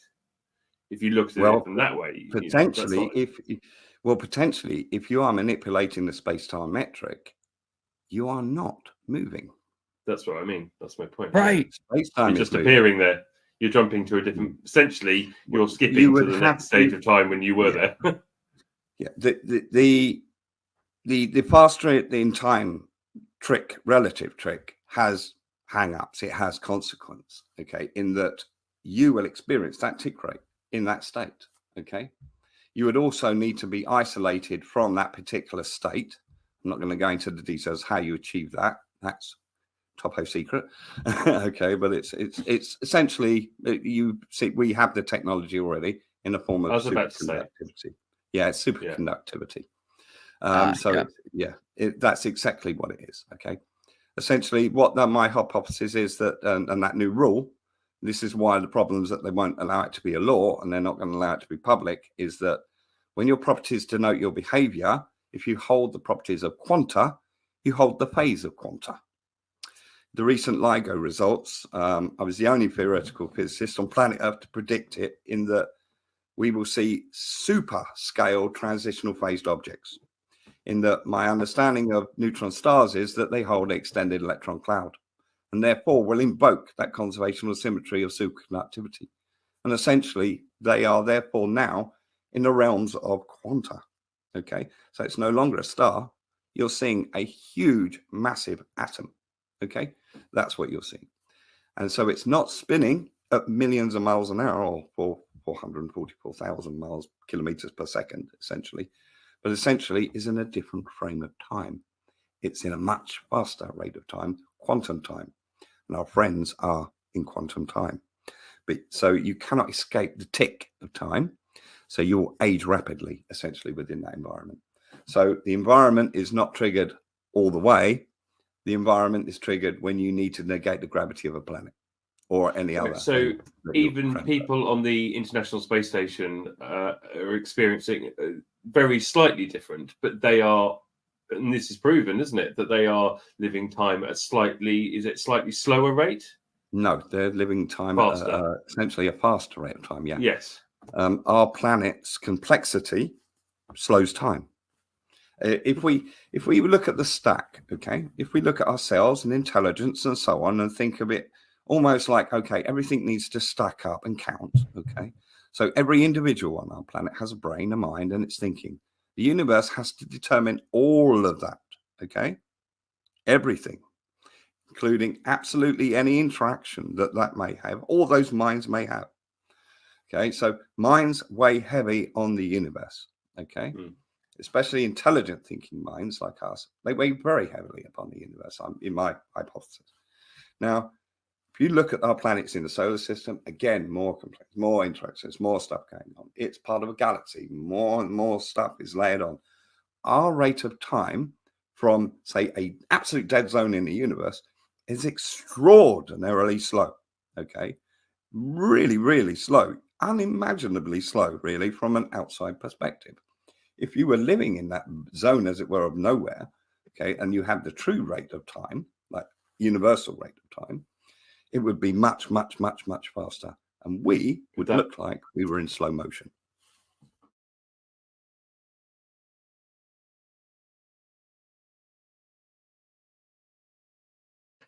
There we go. Version of the interview up earlier, and then I had to re-upload it. But the way that StreamYard was kind of showing the time bar, didn't it look like there was more time left on it? Yeah. I don't know if you saw it the way that I saw it, but yeah. Regardless, right? I was just like, oh, I'm gonna have to like, I went to go cue it, and then it did it. So that was smooth. So we have another guest joining us on the show. This man's name is Joseph Granda. In 1996, Joseph was on a dark, desolate road traveling to New Mexico with another actor to participate in a movie project when they encountered something remarkable. And 2 years back, while working on a film about skinwalkers on a ridge near Skinwalker Ranch in Utah, he and his team captured footage of a UFO during the day and also once more the following night. And that movie is set to release shortly. So we would like to welcome to the show, Joseph. How you doing? Good. Can you hear me okay? Yep, you're coming in loud and clear. Thank you for being with us today. Thank you for reaching out. We're really excited to talk to you. As they say at Chick-fil-A, my pleasure. Well,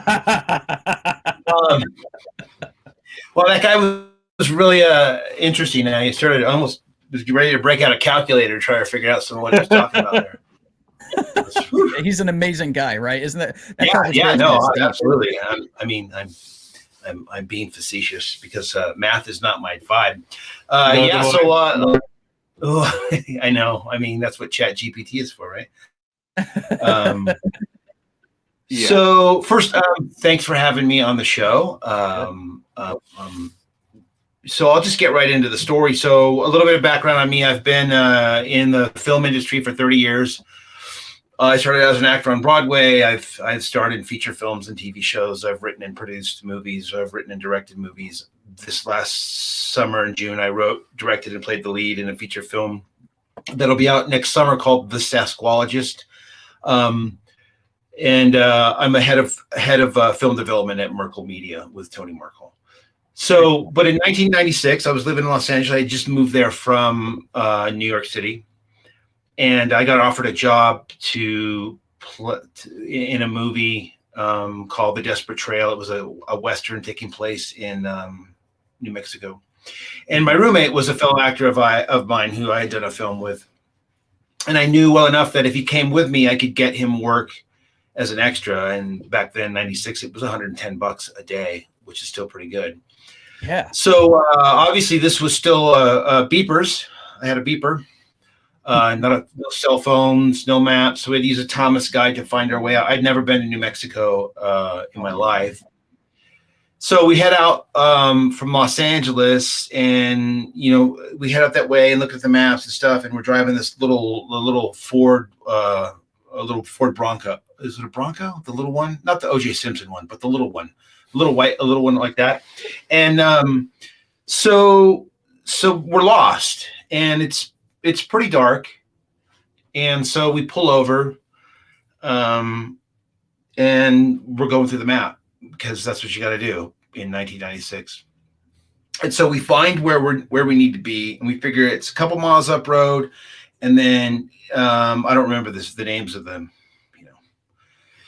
and we got to make a left up just a 2-lane road to get to the main highway that'll take us right into New Mexico, into Santa Fe. That's where we were headed. Gotcha. So we find the road, make the left, stop, check, make sure we're on the right road. And so I'm in the passenger seat. Steve is in the driver's seat, and we're just driving. It's probably 2 a.m, and totally sober, no funny business. We're driving, and I look out my window, and there's a light out my window, And so are you guys there? Yeah. Yep, Oh yeah, yep. we're here. Yep. Okay, sorry. All I see is myself now. Yeah, no, I put you on big screen. That's fine. All right, cool. So I look out the window and there's a light, and when things come upon you, you think in a rational sense. And so I see this light, and it's coming towards us. Now, if you were ever going to describe it, I would say, so this is the car, and this is the light, and it's approaching us like this as we're moving. And so it gets to where it's so bright that we had to stop because we couldn't see in front of us. And so I turn to Steve and I say, oh shit, we're on somebody's property. And so again, doing the logical thing, I think that it's a helicopter because it's clearly in the air. And so I roll my window down because it was also no cell phones, no electric on this one anyways. So I roll the window down and I look out the window and there's no helicopter sound. There's just the way I described it because of the time that is that if you had taken my pager, my beeper, and had it vibrate and stuck it in a metal bowl, that's what it sounded like. That's what the sound was. And it was an all-encompassing sound. And it was a vibration sound. And so I rolled the window back up and I looked at Steve and I said, I don't know what that is, but we need to get the hell out of here. Now, the only reason I ever tell this story is because of what happened next.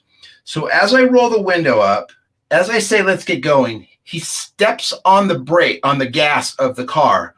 The car, in one Trinity moment, the car jumps forward, the light disappears, and the entire window shatters into my face, into little pieces. It completely shattered into my face. And my friend goes, oh shit, my window. I go, your window? Somebody just shot at us with a shotgun. Am I bleeding? This and that. So, and we're really freaked out. And I think I'm in my mid-late 20s then. So we're just freaked out. And again, I've never had any thoughts of UAPs or, any of that, ghosts or, And so we're still thinking logically, and I'm looking around and there's glass all over. I'm not bleeding. So we get to the road that we need to get on to head into Santa Fe. And we stop at the first gas station, Quickie Mart, whatever it was. Now, we don't see this highway patrolman. He sees us, and he comes out of his car, walks, because we're out looking at the car, and you can see that, like, something's wrong with these guys. Yeah. And so he comes over to the car, and we're kind of freaked out. Like, so I basically tell him in a more of a panic sense exactly what I've just told you. Yeah. And he says, where did that happen? And so I take the map out. I show him on the map exactly where, and he goes, oh yeah, those things happen out here. I was like, what? And so he comes over to the car with us because we told him that the window was blown out, and then he wanted to make sure there weren't any pellets. I said, because it didn't go through the other window, so as if it was a shotgun, there would be pellets in the car. Yeah. And there wasn't. And so he shines his flashlight on the outside rim of the window, passenger's window, and all the metal is bent in. It's all bent in. He had to replace the door. He couldn't replace just the window. What? So he gave us a bag to cover it up. He asked us, we gave him our names, our home phone numbers. I gave him my agent stuff and where we were headed and the production company. Yeah. So that's it. I don't think anything of it, right? I go about, but my friend was really, he was more disturbed than I was, I think. I'm more of a sort of whatever person, but he was troubled. And I just thought of it, I still thought it was, maybe it was a guy on a tractor with a shot. I don't know. I was writing it off. So I go to work and it's about 2 days later. And mind you, today I would handle this a completely different way. So I'm sitting in my chair and I'm dressed like a stupid cowboy from the 1800s, and which you can't help but feel ridiculous. And so there's a lot of sitting around and waiting. And so as I'm sitting there, I see these two guys approach one of the camera guys, and the camera guy was a local native Indian. And I don't remember his name exactly, but he had like a, something feather. He had a traditional Indian, like feather walker, something like that. Right. And so they're talking to him, and then he points right over at me. And so these two guys come over. They both have button-down shirts, no ties. One has a sports jacket on and casual pants. And they come over and they say, "Are you Joseph Randa?" And I was like, "Yeah." I just figured it was producers or something. And this is the moment it changed. He goes, "We had a report that you had an incident 2 nights ago." I was like, "An incident?" He goes, "Yeah, something damaged your car." I go, oh yeah. Somebody I think shot at us or something. He goes, and so he says, "Tell me the whole story." I tell him the whole story exactly like I told you. And the guy standing behind him says nothing. It was like Penn and Teller. He just like didn't say anything. He's just taking notes the whole time. And so I just tell him what happened. He asked for my home phone, all that stuff and whatnot. And then he just goes, "Thanks." And he walks away. And now today I might not even talk to them. But back then I didn't even think of it. I wasn't thinking about any of this. And so then the Indian camera guy comes over and he says, "What was that all about?" I said, "I don't know, man, but I had this weird thing happen the other night." And then I tell him the same story that I just told you. And he goes, "Oh, those are the aliens." Now somebody says aliens to me. Those are the aliens. They come for the quartz in the mountains. I was like, "Are you kidding me? Come on, man." And so he says, "How long did this episode?" Now I've had an incident and an episode with aliens. And so I'm a little concerned. Like, it's because now I start meeting other people that go, "Oh yeah, that's like a totally normal thing." Right. So he asked me all these questions. He goes, "Well, how long was your incident?" And I said, "My incident was probably 15 seconds. And he goes, "Could have been longer." I'm like, "What are you talking about?" He's like, "Well, you could have been gone for hours and just come back," kind of like what the guy before was talking about put right back in time with only a few seconds missing. And I was like, man, I don't even want to entertain that thought.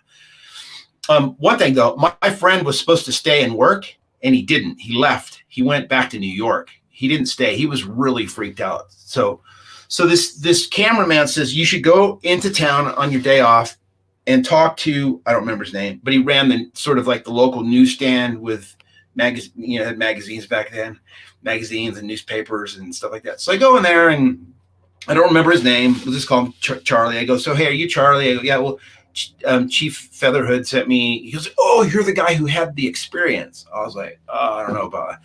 So I tell him the whole story and he listens very intently. And he tells me about the history of the area and stuff. And he goes, "Do you mind if I ask you some questions?" And I go, "No, not at all." And he goes, he asked me about the time, about missing time. I said, I like 15 seconds.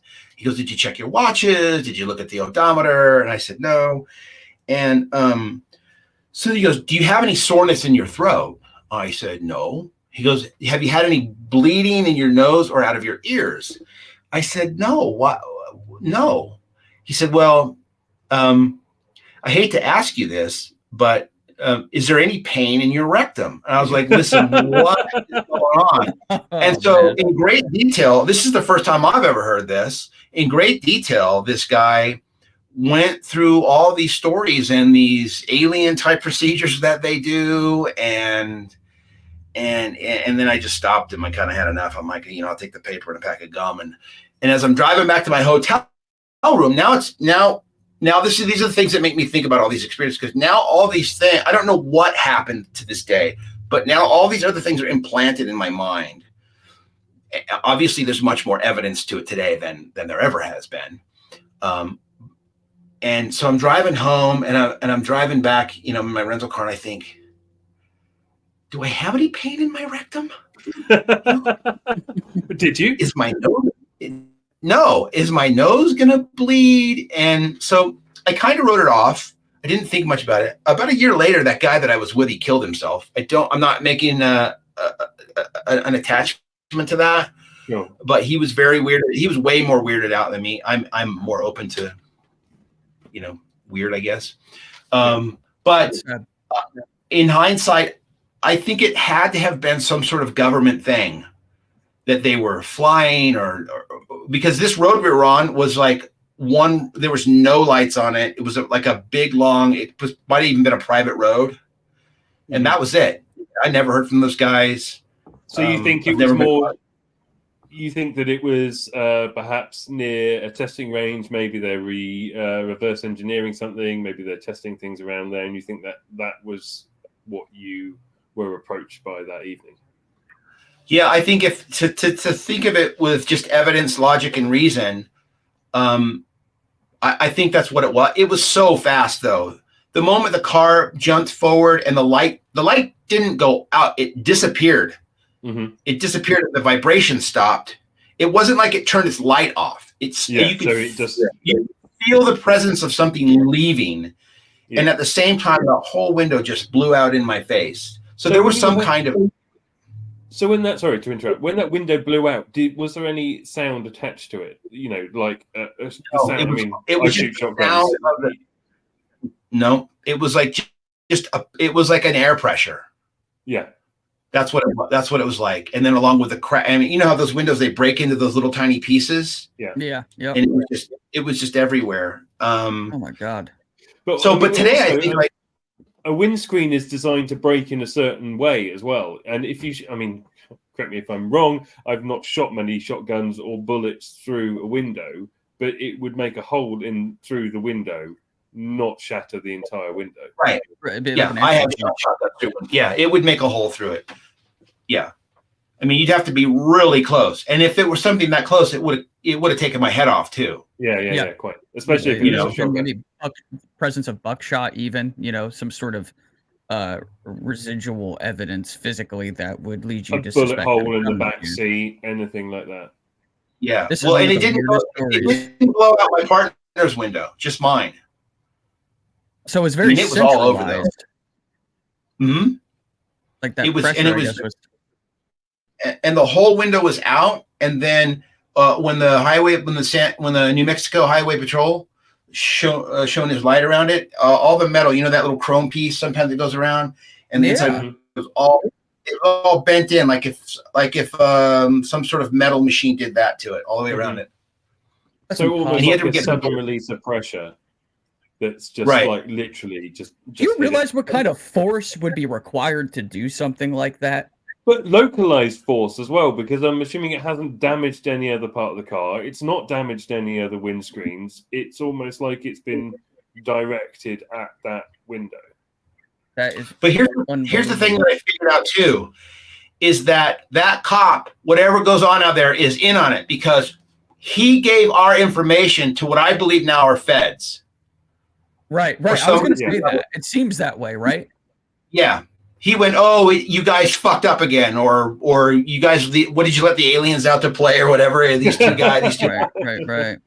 No, well, you forgot to wipe this one's memory. Right, because they wanted to look at the car. Yeah, they wanted to look at the car. I said, "Oh, he left. He was going to stay and work, but he left. He went back. He drove back to New York from here." Yeah, so it was quite an experience. So it's really opened my mind to clearly there's stuff going on. More is about to be revealed, I think, in the years to come. Well, let me ask you this. Do you feel that, okay, let's say it was some sort of test, right, that was being done by the military or whoever has that tech. Do you believe that whatever you came in contact with was potentially like reverse engineered from something? Yeah, I would think today, with all that I know and have lately been working in this space of UAPs and cryptids and whatnot. And I was brought into this space because I was sort of like, hocus pocus, whatever. I think it had to be, especially in 1996. The more I look at it, the more you watch the guys with the Tic Tacs. Yeah. From the Air Force. It had to be something like that. So whatever it is, I think it's been around for a long time. Personally, I think that our government or the global governments know what these things are.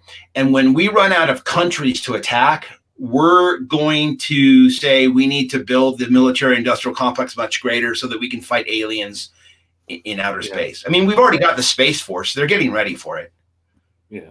It could very well be the end game to some, at least, right? That is one of the fears that's out there. It gets discussed and brought up a lot that perhaps they will try to use the threat narrative to not only gain more control over the populace, the world, and whatnot, but have a reason to possibly spend more money, which means if they're spending more money, that means they're keeping some money. And it's just this vicious cycle of the military industrial complex. But that doesn't discount the fact that we are being visited and that that technology, they're taking advantage of it, because obviously, Joe, you don't know us super well. As far as I know, like we just met within the last couple of weeks, but Digby has heard this before. I'll keep it brief because I brought it up a million times on the show. I had an experience as a child in the late 90s. A few years after yours, I live in New Jersey. I was in Lebanon State Forest. And to keep it real short and sweet, I had a massive black triangle come right over my head. And I mean, it was not in the distance. Let's put it that way. It was right over my head. And I had a feeling that whatever that was knew I was there. It acknowledged me. It left. No sound.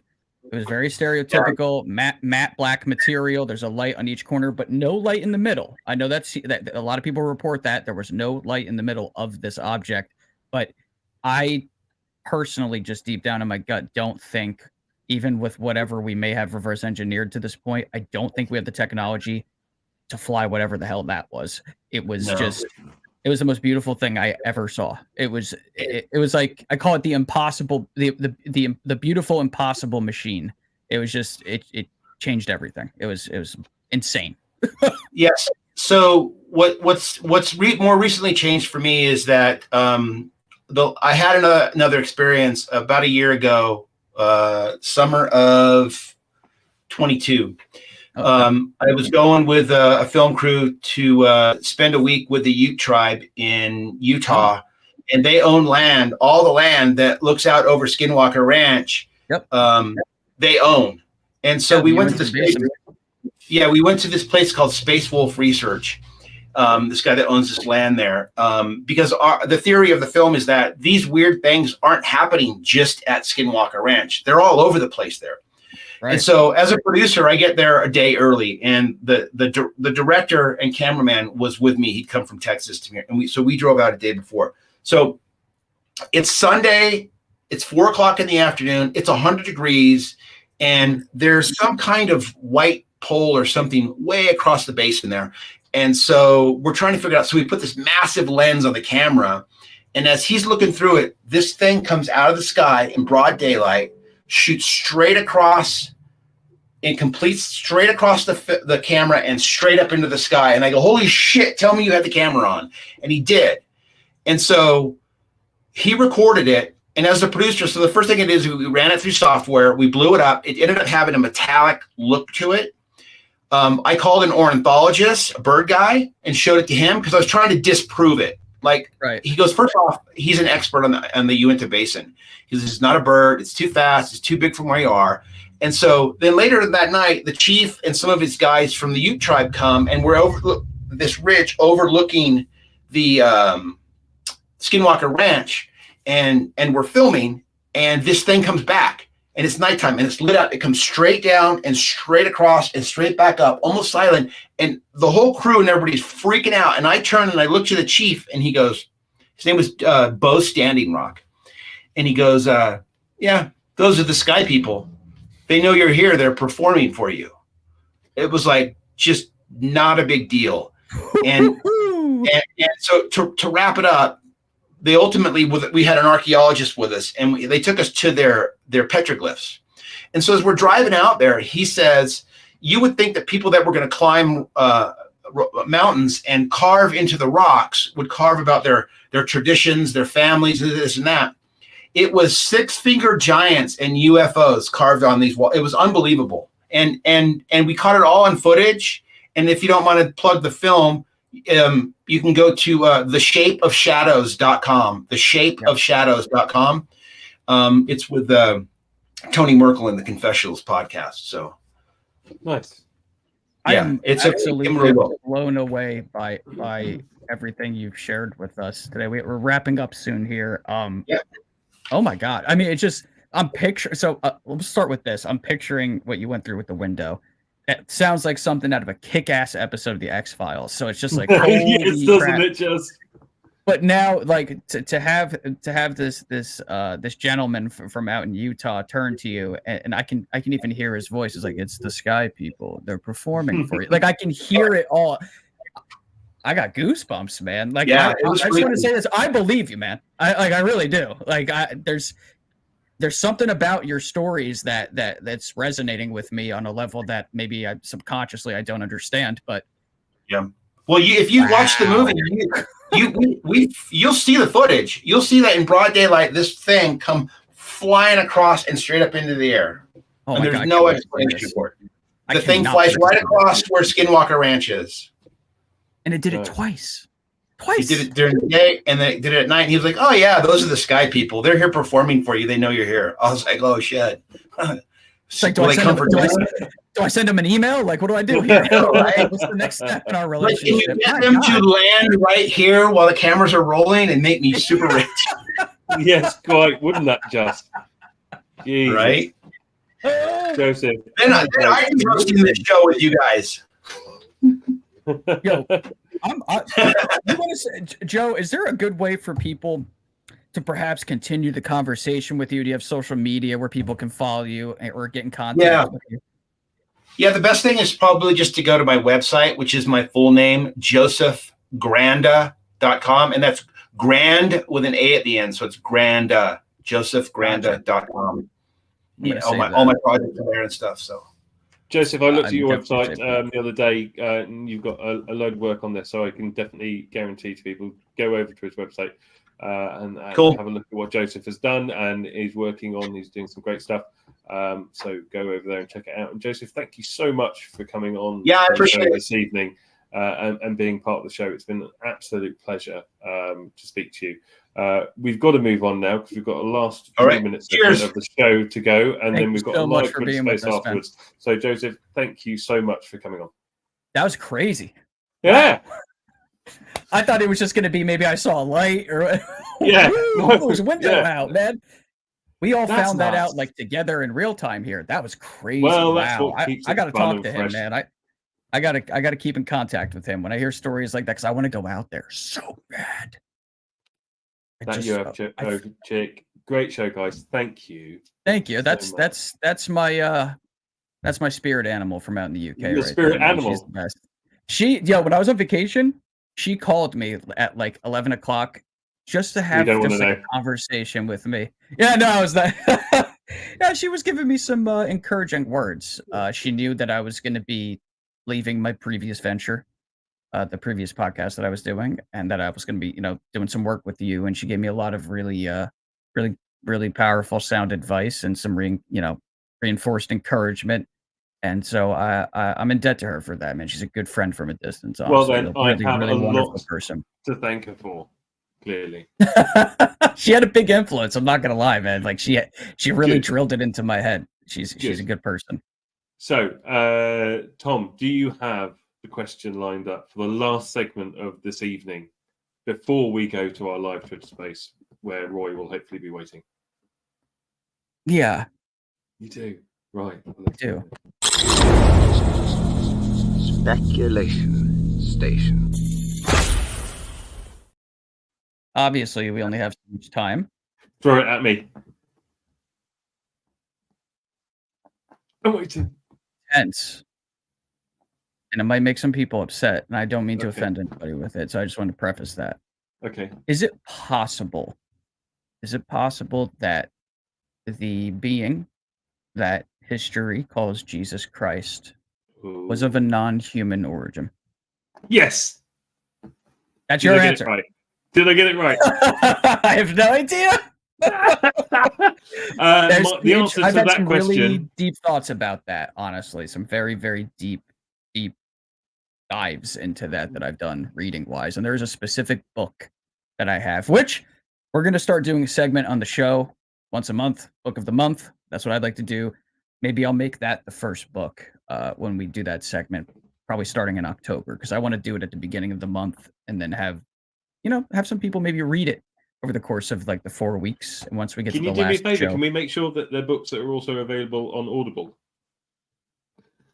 yeah, we could try to do that for sure. Yeah, we could. You know what I mean? I'll be honest. I'm highly dyslexic, and reading long books is not my forte. Man, I totally get that. No, I usually have what I'd like to do is I use Audible, but a lot of times I have a couple different pieces of software that I just have things read to me because I'm multitasking and taking notes, and it's much easier to do it when it's just being annotated.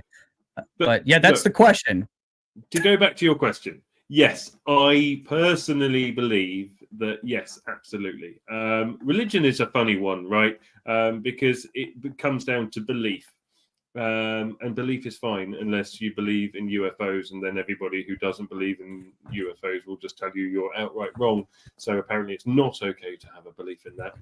Called bullshit, by the way.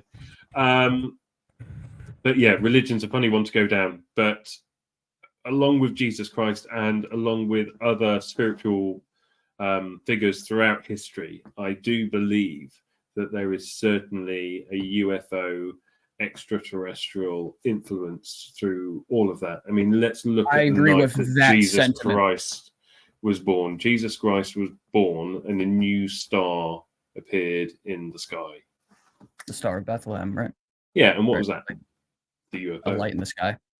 It's a UFO. Yeah, in a basic sense, right? Could have been that. And I also believe that there is definitely, on some level, not sure what it is exactly, but on some level, there is a connection between, I believe, all of the major religions on this planet and non-human intelligence and its interaction with the people on this planet. So for you people out there, answers on the postcard. But otherwise, hey man, we've done really well. We had a time schedule all laid out for this show this evening, and I didn't think there were two fucking hopes of us actually sticking to it. And here we are, a minute over towards the end of the show. Not bad. I hope Roy doesn't get too mad at us for that, right? You know, I think that deserves a round of applause for both of us. Tom, the show was an absolute pleasure, as always. I say as always. Yes, sir. Episode 2, but an honor and a pleasure, man. Always. So for everybody that's watching, we are heading over to Twitter literally right now. There is a Twitter space set up under my name, so search for @dferno, spelt with an X because it's weird. Right there on the screen, as a matter of fact. It's right there on the screen. So head over there to the Twitter space. I am literally going to start it right now. Oh, I lost it. I better get over there then, huh? And we will see you there. Hopefully being joined by Roy Herbert, who should be there. So he'll be there to answer any of your questions relating to this evening's show. You can hit music now, the whole music for Twitter. So head over there now. UFO Chick, catch you on Twitter. We will see you there. Guys, thank you so much for coming and supporting our second show. We love you all dearly, and we will see you at the same time next week. So from me and from Tom, take care, and UFOs bless you. We will see you next week. Cheers, guys. Thank you. Take care, everybody.